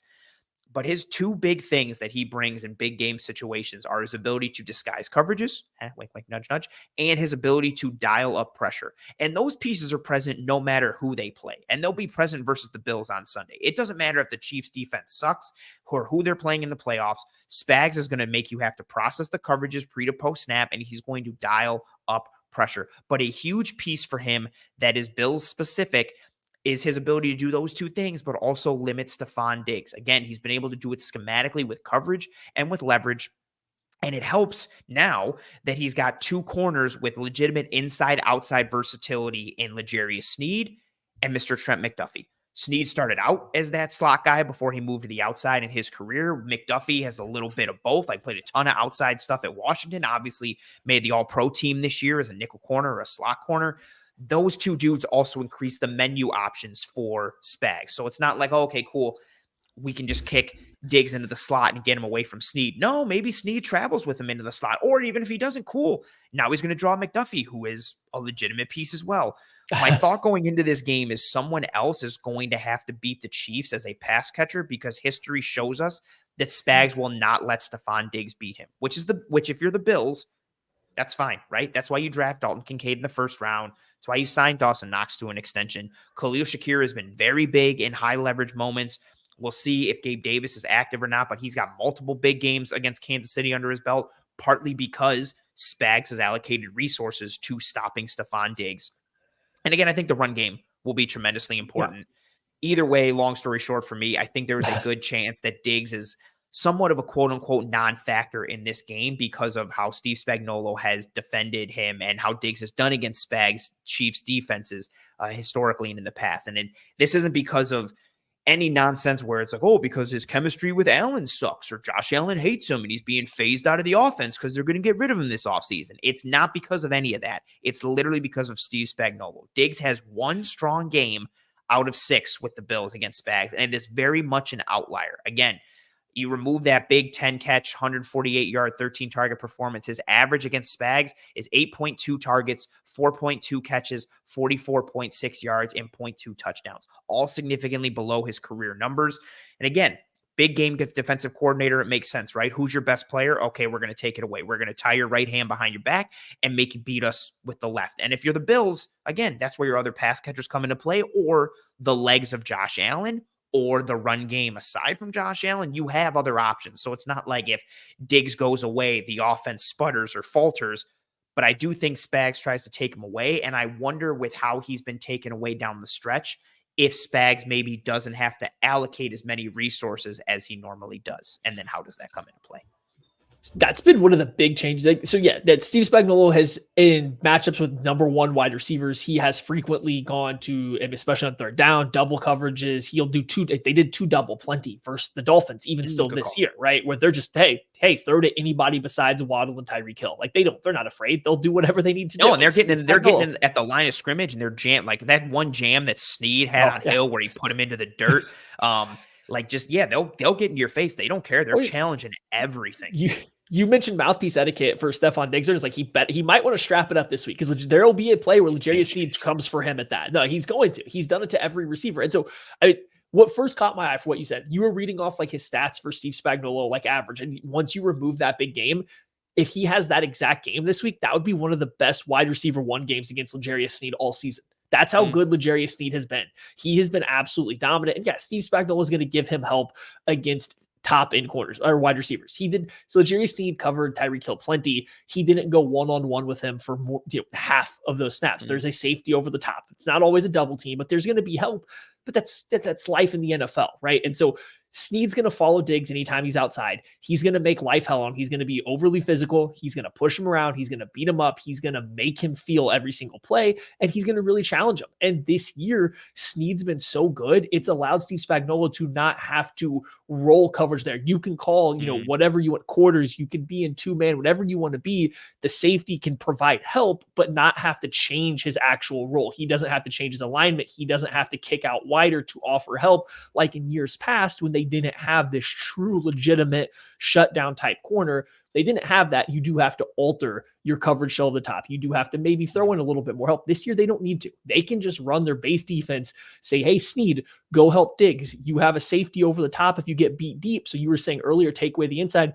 Just say, hey, make him go outside, hit him with the jam. If he beats you over the top, you've now given time for the safety get there. Guess what? Jerry Snead's going to throw hands, and then he's going to make it really difficult for you to get over the top. So I would be a little surprised if Diggs has a huge game, especially from the outside, because that's when I expect Snead to be on him. And it's like you mentioned, it's not like it's easier when you go inside.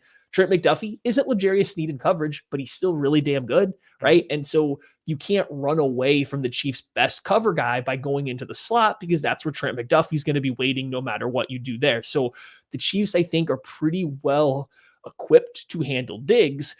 I think the guys that have to step up are going to be the tight ends. It's going to be Knox. It's going to be Kincaid. That's where the Chiefs don't have a great answer. Gabe Davis has had big games against the Chiefs in the past. Mike Hughes isn't lining up out there this year, right? So like Mike Hughes is not there. Josh Williams, Jalen Watson are very competent outside corners that can handle Gabe Davis's relatively vertical route tree. I think they will be fine there, right? It's just a matter of what the Chiefs don't have a great answer for the tight ends, whether it's one or two on the field at the same time. That's where I think the most meat is on the bone for the Bills in the passing game. Because again, I don't see great matchups from the other receivers versus this Chiefs secondary. And that's not a knock on anybody. Just the Chiefs secondary has been that good. They have studs all over the place back there.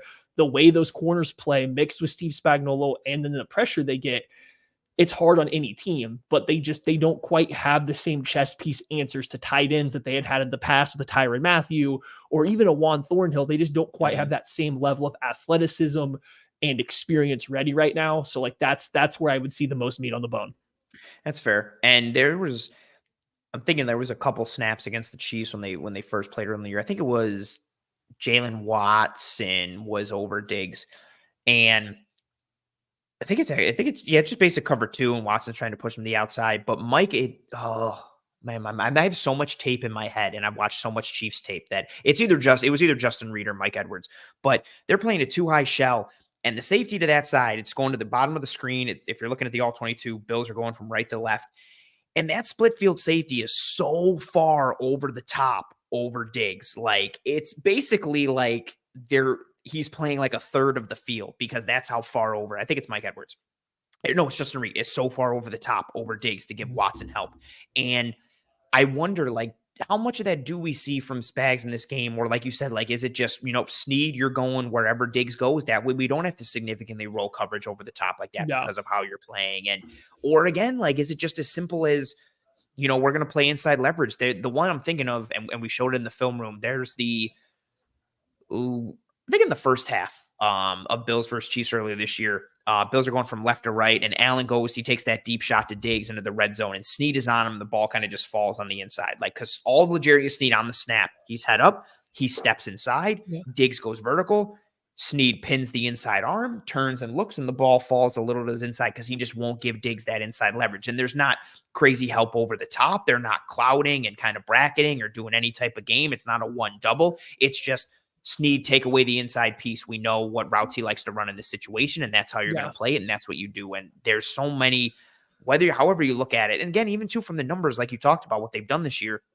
I mentioned them earlier. They're 5th in DVOA against wide receiver ones on the year, and a lot of that is due to L'Jarius Snead. And now some of that is arbitrary, how FTN Fantasy defines wide receiver ones versus twos, but pretty much everybody knows who each team's wide receiver one is. It can get murky looking at 2s and 3s, but I also think the Chiefs are a good example of why this is accurate for how their coverage structure works. Because again, they're 5th in DVOA versus wide receiver ones. They're 25th in DVOA versus wide receiver 2s, but 2nd versus wide receiver 3s. Who are usually wide receiver threes? A slot receiver. Who covers the slot for the Chiefs? Trent McDuffie. There's a reason that the Chiefs are top 5 against wide receiver 1s and 3s, and that's because of Snead and because of McDuffie. This also might be a big game, depending on who you define as wide receiver 2, if it is Gabe Davis, if it is Deontay Hardy or Trent Sherfield, or if it is more of a Dalton Kincaid, Dawson Knox type feel. This might be, tack whoever that outside corner is and live with the fact that Diggs is kind of going to be a non-factor. And maybe Diggs only has 3 catches for 36 yards. You can still put up 30 points with Diggs doing that if you hit your other guys and run the football. And I don't think the Bills should go into it and just accept like, oh, well, Diggs is going to be a non-factor. It is what it is. I just want to put this out there again because so much of the conversation for the fans has been around, why can't they get Diggs the ball? Why can't they get Diggs the ball? And this is like the game where he usually does not get it. So if he doesn't, or when he does it, don't think, oh, Diggs disappeared again. No, this is a coordinator in defense that has made it his almost, number one thing to take away Stefon Diggs since he has been with the Buffalo Bills. Yeah. And then this year, they seem even better equipped at taking away the top wide receivers, whoever, however you want to signify that. Like, right. So it's just, if it's not a big Diggs game, I don't think that's a panic inducing thing. The Chiefs have been great at it. Here's a fun stat for you. The Chiefs were, they allowed 0 300-yard passers this year and only 2 receivers to go over 100 yards. And those 2 receivers were Christian Kirk in week 2. And then Josh Palmer, would that have been in week 7? Those are the only 2 receivers that went over 100 yards. No one is getting, if you gave everybody 10 guesses, no one's going to be like, oh yeah, Christian Kirk and Josh Palmer. No one was getting that. Christian Kirk had like 80 yards on the final drive. That's what I was going to say. That was kind of all but over. Yeah, I was going to say kind of garbage timey because I have I lost that week in fantasy to somebody who had Christian Kirk because it was just the game's over and here's Christian Kirk. Yeah, very fair. But and so like that's just that I think right there kind of is in like I wish I had the tweet like bookmarked, but like you can look around for it. L'Jarius Sneed's gone, like he's been matched up against wide receiver 1s all year and he's giving up nothing. Now obviously you will find matchups like you said where Diggs is going to be matched up on non-L'Jarius Sneed at times, but for the most part, in high leverage situations, he's going to see Sneed, and it's just the way the Chiefs are playing right now, it's going to be very difficult, so they will have to find other people to step up.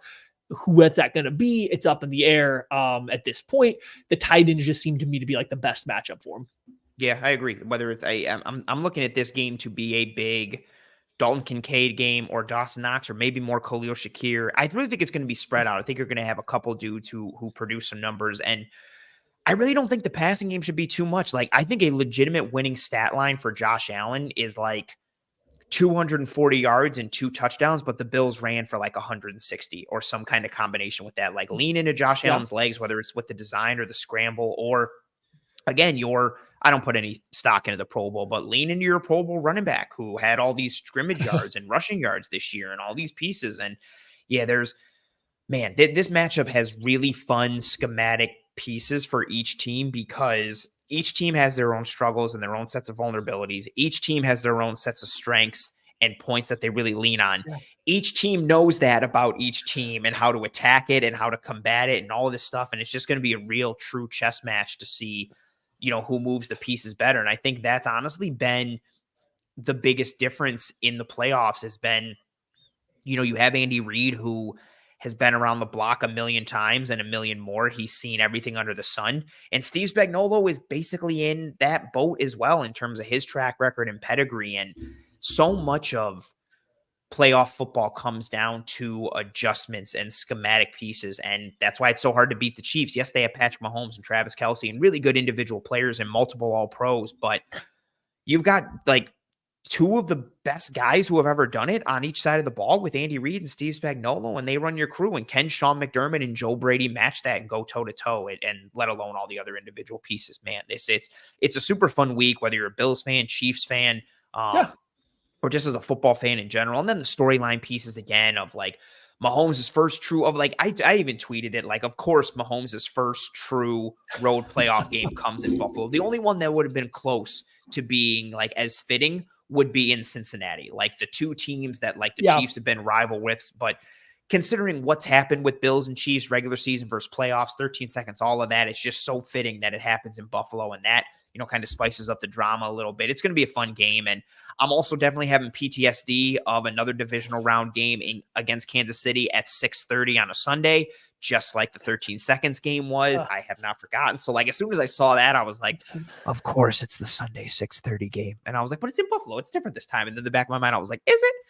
Yeah, absolutely wild. But I'm excited for this game. You're excited. Yeah. Everybody should be excited. And I was excited to have you on the show. I'm going to let you take your leave now. We went longer than I thought, but again, we both talk. It is what it is. For those watching live, we're still going to continue on the show. I've been starting a bunch of pieces from the live chat. We're going to keep trudging on here, but we're going to send Matt on his merry way. Matt, again, you gave me a whole bunch of flowers and kind words when you came on, but I send them right back your way. Like, I think you're tremendous. There's a reason I continuously bring you on the show every single time it's Chiefs week. I have to blush. Yeah, you should. I don't really give out. I don't give out praise a lot. But no, you're tremendous, and I love what you guys do with the KC Sports. You wipe the tear. But no, you're awesome. I appreciate you taking the time. Just in case people don't know who you are and what you do, the floor is yours. Tell everybody who you are, plug your work, anything and everything, wherever you got. Oh man, well, I mean, as always, thanks for having me. I really do appreciate it. I don't care if we come in here and talk for 90 minutes, at 3 hours, whatever it is. I have fun. I had a good time. Time always flies. I do love Bills fans. You guys are great, even if I might troll you guys during this week on Twitter. So if you do go follow me on Twitter, don't take anything personally. I am trolling. I honestly do love you guys. I work for a company called KC Sports Network. We cover all Kansas City local sports, college, pro, soccer, football, baseball. We kind of do a little bit of everything. I mostly just focus on Chiefs and college football. I love to talk about the Chiefs, everything. We try to break down film, X's and O's, podcast, all of our game previews and stuff. So on our YouTube channel, which is just KC Sports Network. If you ever want any idea, about what's going on with the Chiefs, just come on over. There will be a new show every single day from somebody going up, telling you a little bit about what's going on that day. We are doing our game preview of the Chiefs and the Bills later this week. That's on Thursday night at 9 Eastern live. If you ever want to come check that out and just see what, three Chiefs fans who will get into a little bit X's and O's for you guys, a little bit of what we're thinking or key matchups. Always pop over there and check that out. And as always, guys, I appreciate you having me on. And this is going to be a fun game. I am excited for this game, even though it makes me a little nervous because Chiefs, Bills, it's a big game. That's fair. I don't know if you have it planned on your way out, but even the trolling, you always throw several jabs in at the Bills or either me during the show, and you didn't this time. So I don't know. Again, last time you threw it in there as you left. So I don't know if I'm getting ahead of myself here. I'm always waiting for that other shoe to drop. But yeah, I'm surprised you didn't go to the well.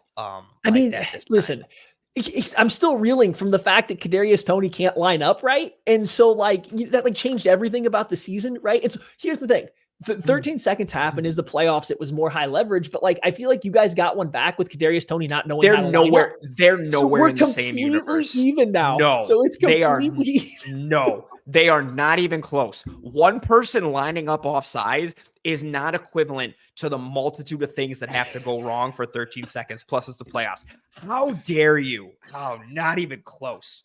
Not even close. Real quick, one quick question, because I do going to get out of here, but one quick question. What was going through your mind when you watched that play live? It's a regular season game. It's not the end of the world, but for the Bills, then they kind of did need to win that game, right? So what was going through your mind when you see a long pass completed to Travis Kelce, him throw the ball to another player across the field and it go for a touchdown? My first thought was, that was awesome. My second thought was that planned or off script? And then my third thought was, man, this sucks. But I also wasn't too, because here's the thing. I always go into those situations I expect Mahomes to lead you down and score. Yeah. My thought is there going to be enough time left on the clock? And even if that touchdown had counted, I think there was over a minute left on the clock. I was like, okay, it is what it is. You're going to be down 24-20, go down, get a score. It is what it is. You got to do it. I expected them to score in some form or fashion. So with the time left, I wasn't too distraught. The way it happened, though, was a little bit Frank Wycheck, rest his soul, home run throwback, Music City Miracle. So that made me want to throw up a little bit. But there was a little bit of of course, because of course that would happen. I tell you another one that got it too. The Chargers almost executed all those Hail Marys. That almost worked against the Bills too. I forgot who it was. Cut it back inside when he could have stayed upfield with all the blockers. And there's always something. I am confident in nothing. I've said it. I don't know if I've said it to you, but even with 13 seconds, I remember telling my wife was like, oh my God. And I was like, nope. Like, nope. And she was like, there's No. only 13 seconds. I'm like, no, like, I was like, my thought was, okay, Harrison Butker's going to have to make like a 65-yard kick, but it's possible. But in the back of my mind, even though I was like, man, it would really a lot would have to go right for the Chiefs to tie it here. I am confident in nothing as growing up as a Bills fan. And even, and I say this all the time, and even though the Red Sox have won a bunch of World Series in my time, growing up as a Red Sox fan and a Bills fan, I trust nothing. I'm constantly paranoid. I'm always looking over my shoulder until the clock hits 0 and everybody comes on the field and is excited. I trust that no game is over. I don't care what the score is, what the situation. So yeah, and even more so, knowing Mahomes and that offense, I expected them to score. So I was kind of like, oh, okay, at least there's good time on the clock. Like, let's go down and tie it up. But Tony was offsides, and then Mahomes wanted them to not call it because he was like, "Oh, it's I don't even want to get into it." That made me you taking that off the Hall of Fame. Yeah, that was a rough showing. That was what 14 weeks of frustration with with his own team, not even the situation at hand. Yeah, that was very much the boiling point. Like, he was yelling at refs and the coaches and players, and even when he came to midfield to say what's up to Allen, like, he was like, "That's the worst call I've ever seen." Like, he was just so mad. Yeah, it was a rough week. Yeah, it was. I get it. But yeah, all right. Well, that's it. I don't think I have a whole lot. I didn't really have a jab planned. I just wanted to talk about that real quick. The Bills have won the last 2 versus the Chiefs, and the Chiefs have won the last 2 playoff games versus the Bills. So that's the best I got. That's the best I got here. I'm not gonna lie. I'm 100% still thinking you're gonna say something as you leave, but we'll see what happens. Again, I appreciate the hell out of you. Thank you for joining me. I really, we could just do this for forever. You're tremendous. Shout out to you. Enjoy the rest of your night and everything you got going on. I'm sure I'll see you on the Twitters and in the Twitterverse, and enjoy the rest of your week and everything you got going on. Godspeed. And I'm going to brace myself and wait for you to throw a dig at me as you go. Thank you. I do got to get out of here. These 2 rings are getting heavy. I knew it. Son of a bitch. Get out. Get out. I knew it. I'm so mad. Classy guy. He is tremendous, though. And everything they do at the KC Sports Network. Again, they break down the game in a way that it's not just Homer KC stuff, like, again, X's and O's and pieces and schematics, and they really break down the game. And I say it anytime I have a guest on. I think even if you're just more of a Bills fan than you are a football fan, it's important to stay up on every other team in the NFL, because every other team is your enemy, and he's one of the go-tos for me for anything and everything Kansas City Chiefs. Now, start to pivot a little bit in this episode, as I put on the banner there, questions from the live chat. Questions, thoughts, comments, concerns, whatever you folks have as we start to finish up here on the back end of this show, throw it up into the chat. What are your thoughts coming out of the Steelers game? Do you have thoughts going into the game against the Chiefs? Do you have something in particular to, I don't know, player specific, matchup specific, schematic piece? Is there something you like, something you dislike, questions, something you hate, something you're nervous about? Anything and everything you got, start to put it up into the live chat. I started a bunch before as we started to go throughout the episodes, we'll start to bring those up as well. Good comment here from Pete in regards to that potential touchdown that was called back to the Tony offside. Pete saying, yeah, I was glad they scored with time left in all of our timeouts. That was the thing I couldn't remember. I thought that the Bills had timeouts left. I couldn't remember how many, but I just remember being very much like, oh, okay, they scored. We got time and timeouts. Let's go do it. Plenty of time. Go ahead and make it happen. Like, I thought there was enough time plus the timeouts, which is why it's not like they did that play with 20 seconds left and no timeouts, and you're like, oh, we need a touchdown. We're screwed. This is over. So very fair point. Very fair point. As you folks start to potentially put things into the chat, as I start to see a couple coming through already, I'm going to bring up the banner for the sponsor of the show, who I mentioned in the beginning, One Pie Pizza. And I don't just say it as a tagline or because they sponsor the show. I legitimately think they are the best pizza in Buffalo, New York. And I'm not saying that because they partnered with me. I partnered with them because I think they are the best. Delicious homemade sweet sauce pie, homemade blue cheese, cup and char pepperoni, a great cheese to sauce ratio. When you get veggies, they chop them all up and dice them and then sprinkle them evenly across the pie. They were kind enough to name a pizza after us here at Cover One. It is absolutely delicious. They do a bunch of great initiatives for the community. Toys for Tots, partnering with Roswell to try and knock out cancer, partnering with the Alzheimer's Foundation, the SPCA. They do a lot of good things for Buffalo and for the city, and they do a lot of good for your taste buds with the product that they make. So go get yourself some One Pie Pizza. Again, the online menu can be found in the episode show notes, whether here on YouTube or whichever podcasting app and or platform you're listening to this show on. I like this comment here from this Chiefs fan who says 20 seconds is enough time. Then he puts the smiley face. How dare you? How dare you? I'm not going to lie, though. As I said that, I thought of that in the back of my head. I was like, well, is 20 seconds enough? But fair enough. All right, let's grab some questions. I went back and started a bunch from starting from the beginning. This first question from Buff Everett saying, will the Bills' backup linebackers be able to prevent Mahomes from throwing down the middle? That question tied in right with one of Matt's main points for this matchup and a little bit of what I talked about as well. It's a big concern for me.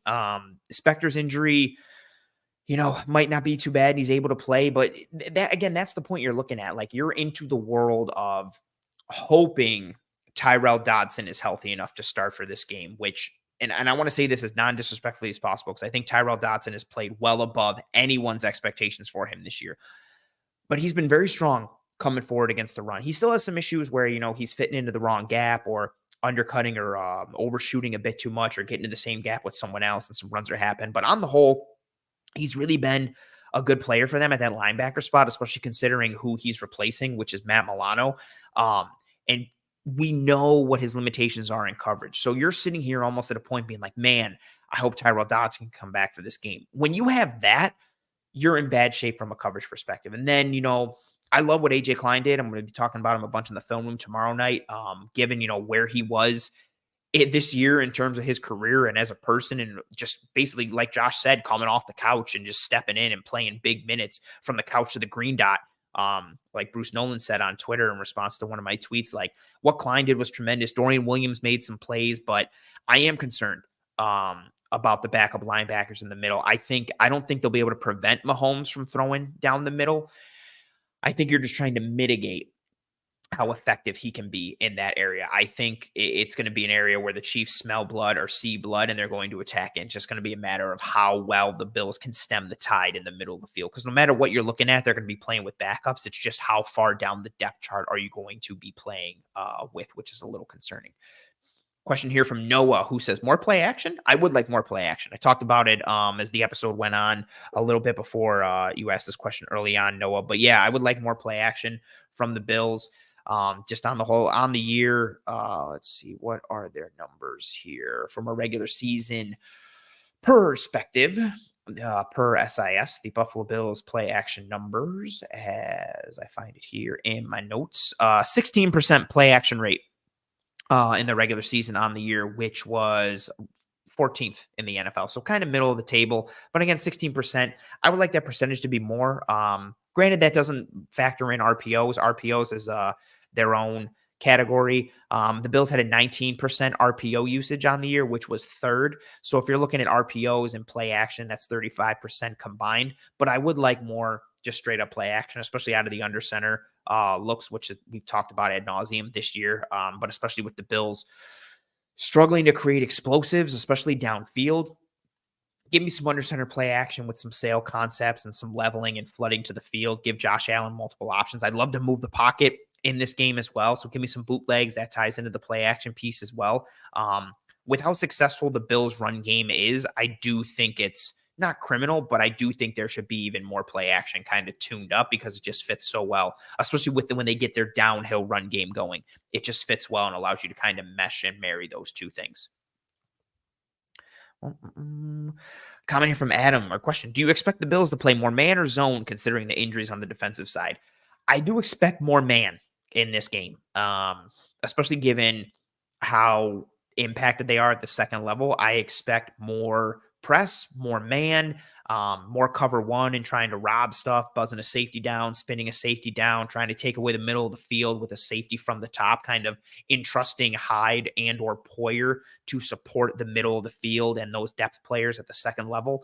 So I do expect more man coverage in this game. I just think it's going to be, even though I trust McDermott and Bobby Babich and the whole crew to really coach up everybody and get them ready from a zone coverage perspective, that's a tall task and a tough ask of these depth guys to step in this week on a short week and get prepped from a zone coverage standpoint to get ready to take on the Chiefs. That's a hard ask. Question here. Do you still believe that Von Miller can play a decisive role in this defense? He has experience playing in 3-4 defenses or in 3 to 4 defenses. Do you think he can help against these heavy personnel from the Chiefs?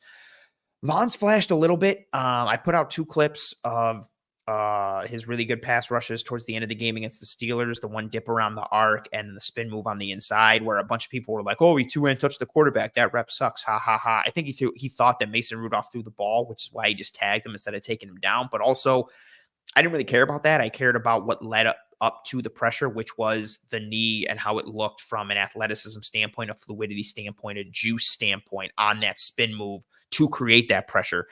He looked a bit more like himself in that fourth quarter against the Steelers. I don't believe at this point, though, that he can play a decisive role. I was very encouraged by those 2 reps against the Steelers, but I was mainly encouraged because we just haven't seen any types of flashes to that level. We've seen little, bits of and rumblings here and there from him when he started to get going as the season's gone on, but nothing as significant as we did against the Steelers. He is good enough against the run. I don't know how much of a factor he's going to be really for anything, the run and the pass. I think he's a huge wild card. I think realistically, I think you could see this be a game where Von Miller has 2 sacks and everybody's like, oh man, he's back. This is awesome.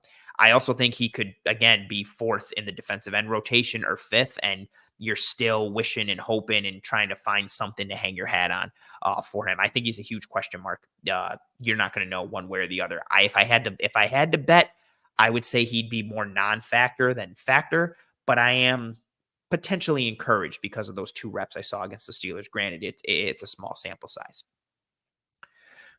Question here. What injuries do you think will affect us the most? Ooh, boy.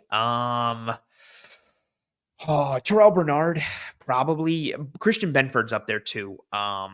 Benford has had a really strong year as CB2 for this team. The physicality, the plays on the ball, the intelligence. He's had a couple really good reps where his ball skills this year, both in terms of PBUs down the field and, reading receivers' hands and punching through to knock the ball out and generate an incompletion, all the way to the peanut punches and the strips and being able to get the ball out that way. He's had such a nose for the ball this year. But aside from that, his coverage leverage and his spatial awareness has been up this year. And then you add in the size and the frame and the physicality and what he lets you do. I think Christian Benford will be a big one if he's not able to go. But Terrell Bernard is probably the biggest. He wears that green dot. He does such a good job communicating. I talk about it every week. He is that air traffic controller in the middle of the field, getting everybody ready, getting everybody adjusted. It's not just Hyde or Poyer calling down to him or Taron Johnson calling down to Bernard. It's Bernard dictating to them. It's him barking out orders to the defense and communicating and letting them know what to watch out for. And he's a good player from an actual on-field physical perspective.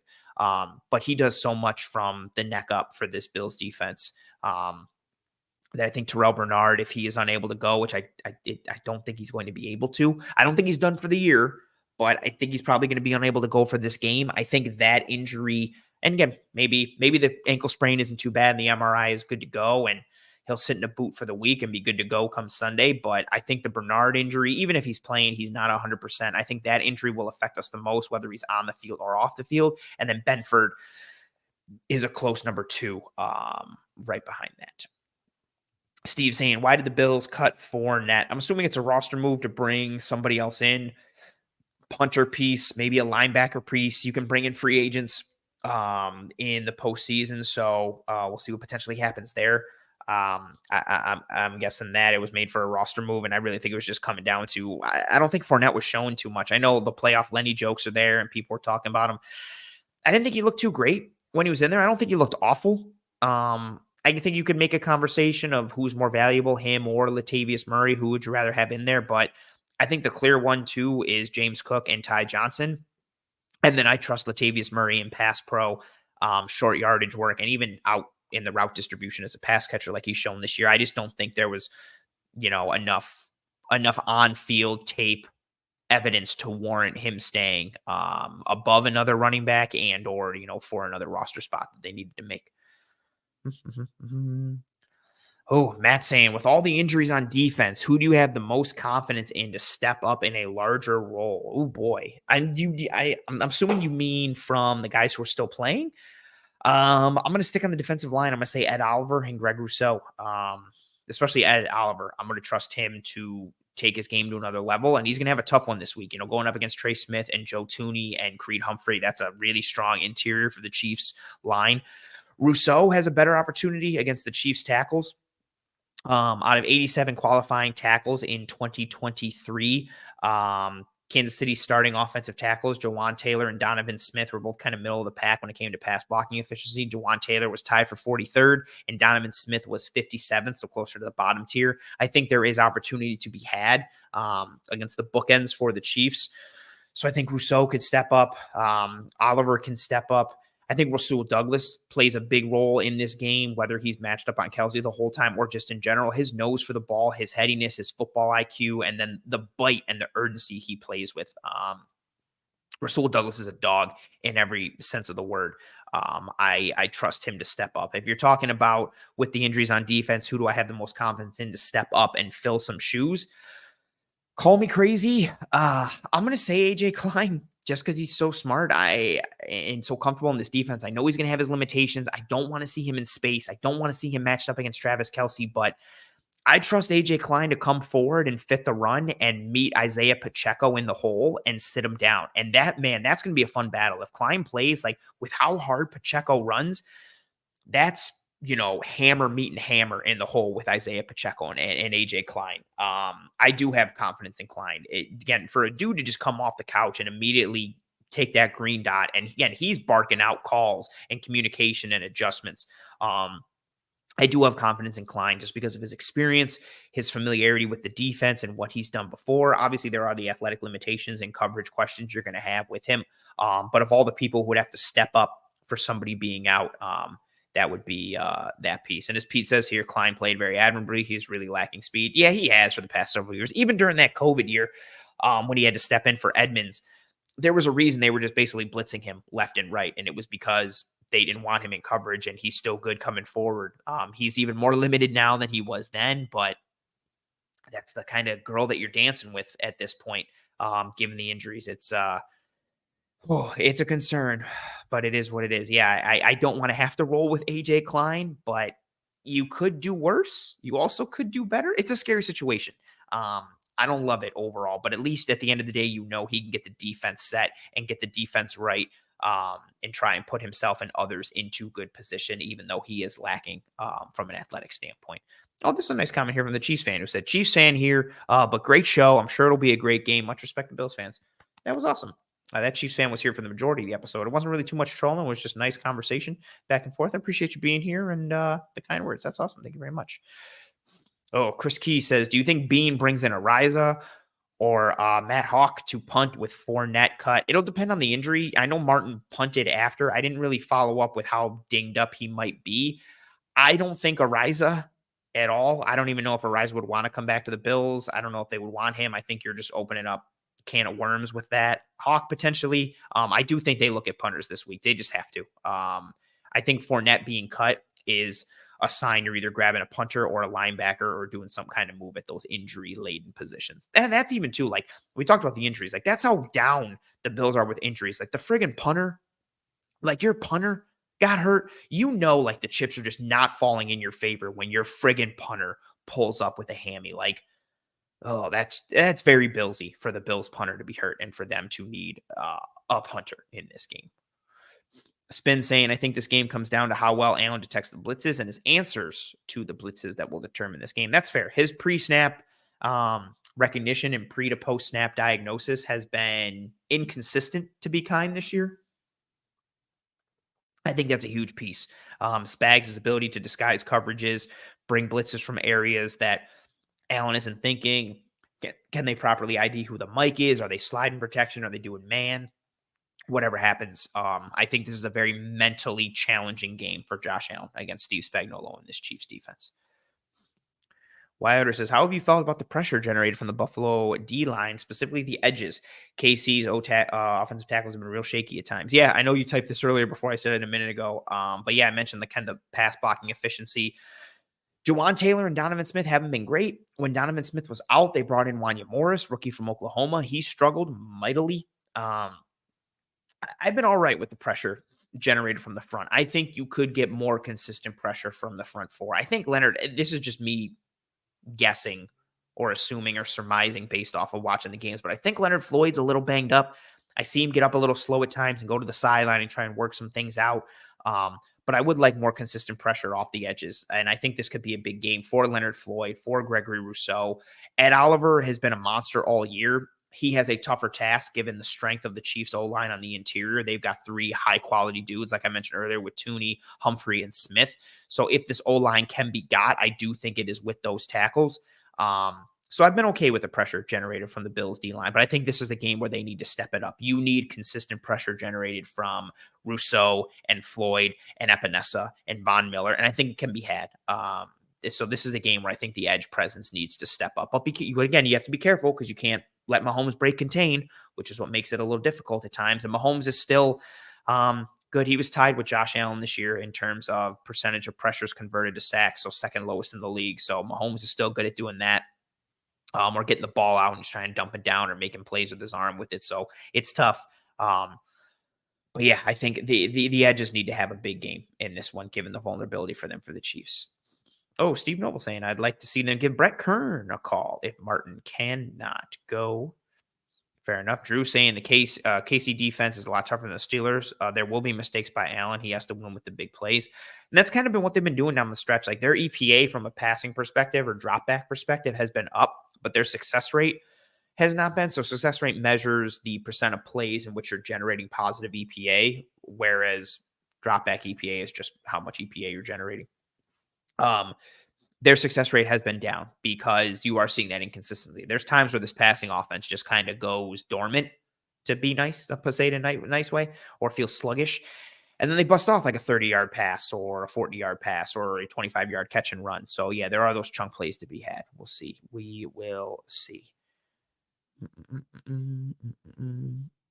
Spin says, as soon as our training department and facilities gets propped up, the injuries started to plague the Bills. Yeah, it just seems like, I mean, injuries happen to everyone, but it's funny in an annoying, stupid way how the injuries have been this year.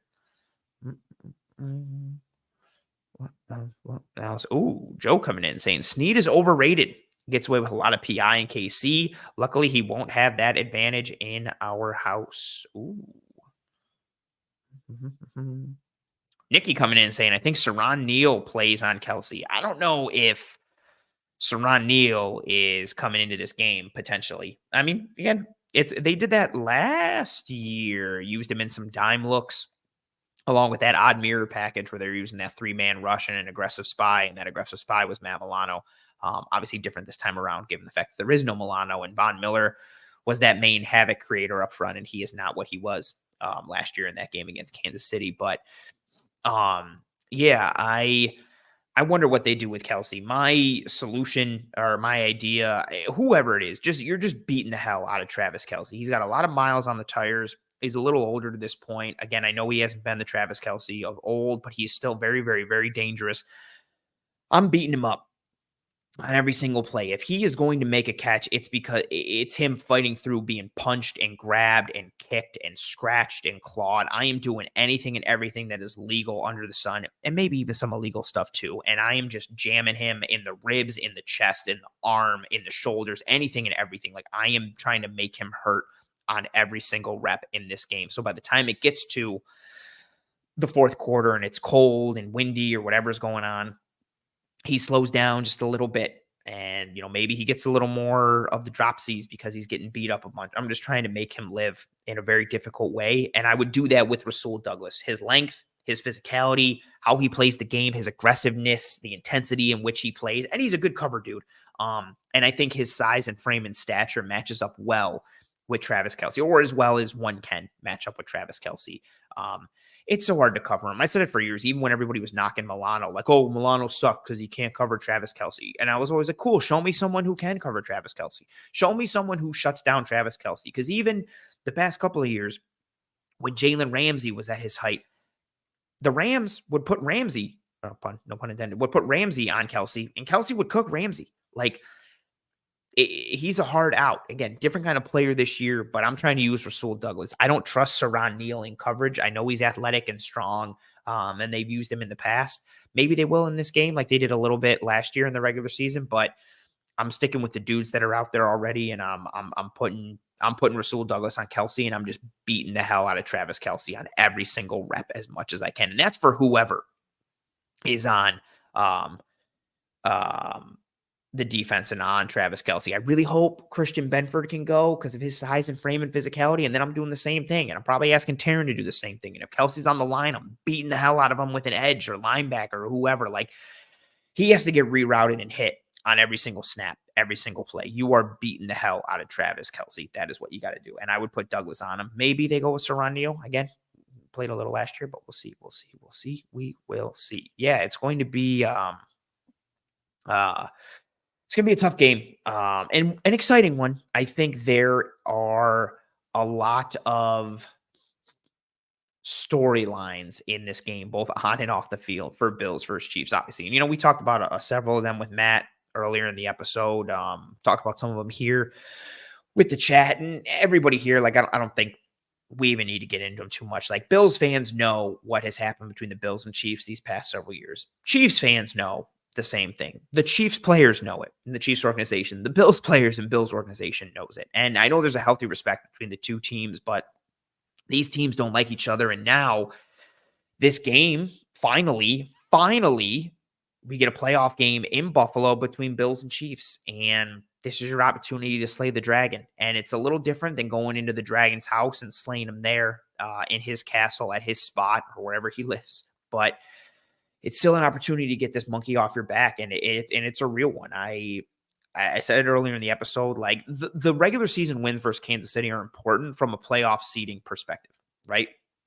But the regular season wins against Kansas City don't make me think anything towards the playoffs. The Bills could have beaten the Chiefs 50-0 in the regular season, and it wouldn't make me feel any better about a playoff matchup against Kansas City. It is, like I said earlier, it is a different animal, a different beast come playoff time for anyone.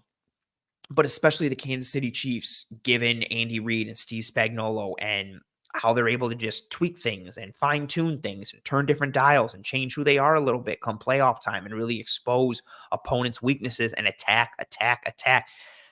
It's hard to eliminate them, man. And I know they're not the same offense that they were in the past couple of years. And no, I don't think it's just a Tyreek Hill thing because they balled out last year even without him. But I know they've had all the dropsies this year and they've struggled. That championship caliber team is still in there. And even though the offense has struggled, they still have one of the best defenses in the NFL this year. This game is going to be a fight in every way, shape, and form. Both teams know it. It's nice to finally have it be in Buffalo instead of having to go to Arrowhead every friggin' time the Bills have to play the Chiefs. But this is going to be a fight. And it's nice to have the storybook ending type of thing. And for a Bills Super Bowl to have them go through Kansas City, not the actual place, but to go through the team, I think is a really nice little piece. I would much rather prefer the easiest path. Give me all the bad teams that exist in the playoffs. If they do exist, give me that easy road to the playoffs. But, it does feel very poetic and potentially storybook for the Bills to potentially exercise some demons and get that monkey off their back with the Chiefs. And it does fit and seem fitting that they would get that opportunity to beat Kansas City, and this time it's in Buffalo. It's very fitting, again, from a storyline and a drama perspective, but man, it is, I am so nervous for this game and so anxious. I'm not going to be able to focus all week. Oh, question here from Joey Camp. It says, random question, but do you think the Eagles should fire Sirianni? No. I think a lot of the struggles for their offense came to the injuries that Hurts had. I do think they got away from running the ball too much, which I found odd, given how strong their run game was. And really, they were just, not to get into too much of an Eagles conversation, but they were relying on like 3 or 4 concepts that they were able to just swing the pendulum with at the right times and in the right moments. This year, that kind of backfired on them a little bit.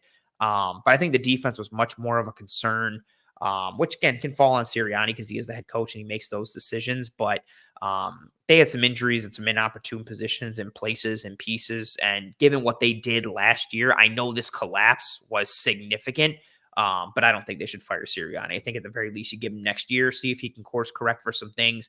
You go from there. They still have a good roster. They still have a good team. We'll see what happens. But I don't think the Eagles should fire him at this point. Although, again, you are extremely disappointed if you're an Eagles player, if you're Sirianni, if you're an Eagles fan, given how the train just went so dramatically and drastically off of the tracks. I'm going to switch to Banner now. It's just toodles, folks, because we're going to start to wind down here on this episode. Before anyone leaves, please, thank you. If you have not already, please drop a like on this video. I say it all the time. Likes are the lifeblood of these live streams in terms of impacting the algorithm and anything and everything they do. So if you haven't already, please drop a like on this video before you leave here. It's extremely important towards helping myself and the entire team to track and trend in front of more eyes and ears. So please, and thank you. If you have not already, drop a like on this video. I would greatly appreciate it, as would the whole team. Awesome comment here again from this Chiefs fan saying, you need more than 27,000 subs. Great podcast, and the chat was very respectful. I've been on some other Bills and Chiefs podcasts where the chat was just toxic. That's awesome.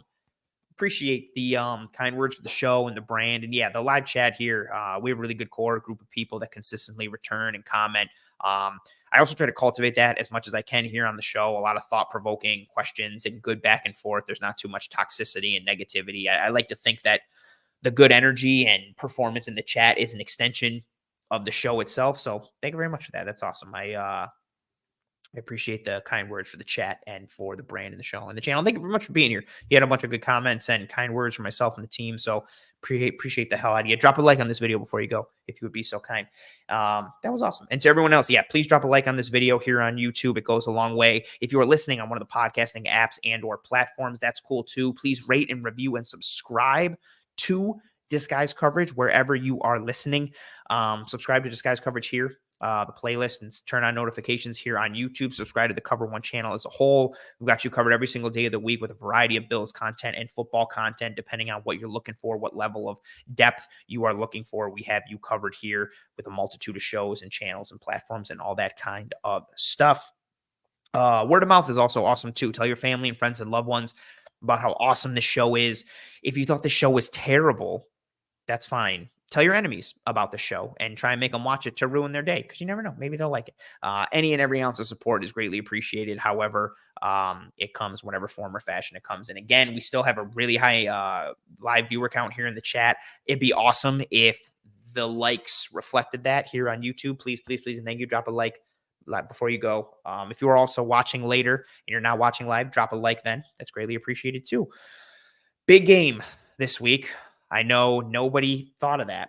I don't know if anybody knows this is a big game. Playoffs are big games, and then I don't know if anybody knows that the playoffs matter. I don't know if anybody knows the history of the Bills and the Chiefs, but just in case you didn't, I thought I'd tell you this is a big game. Extremely nervous and worried.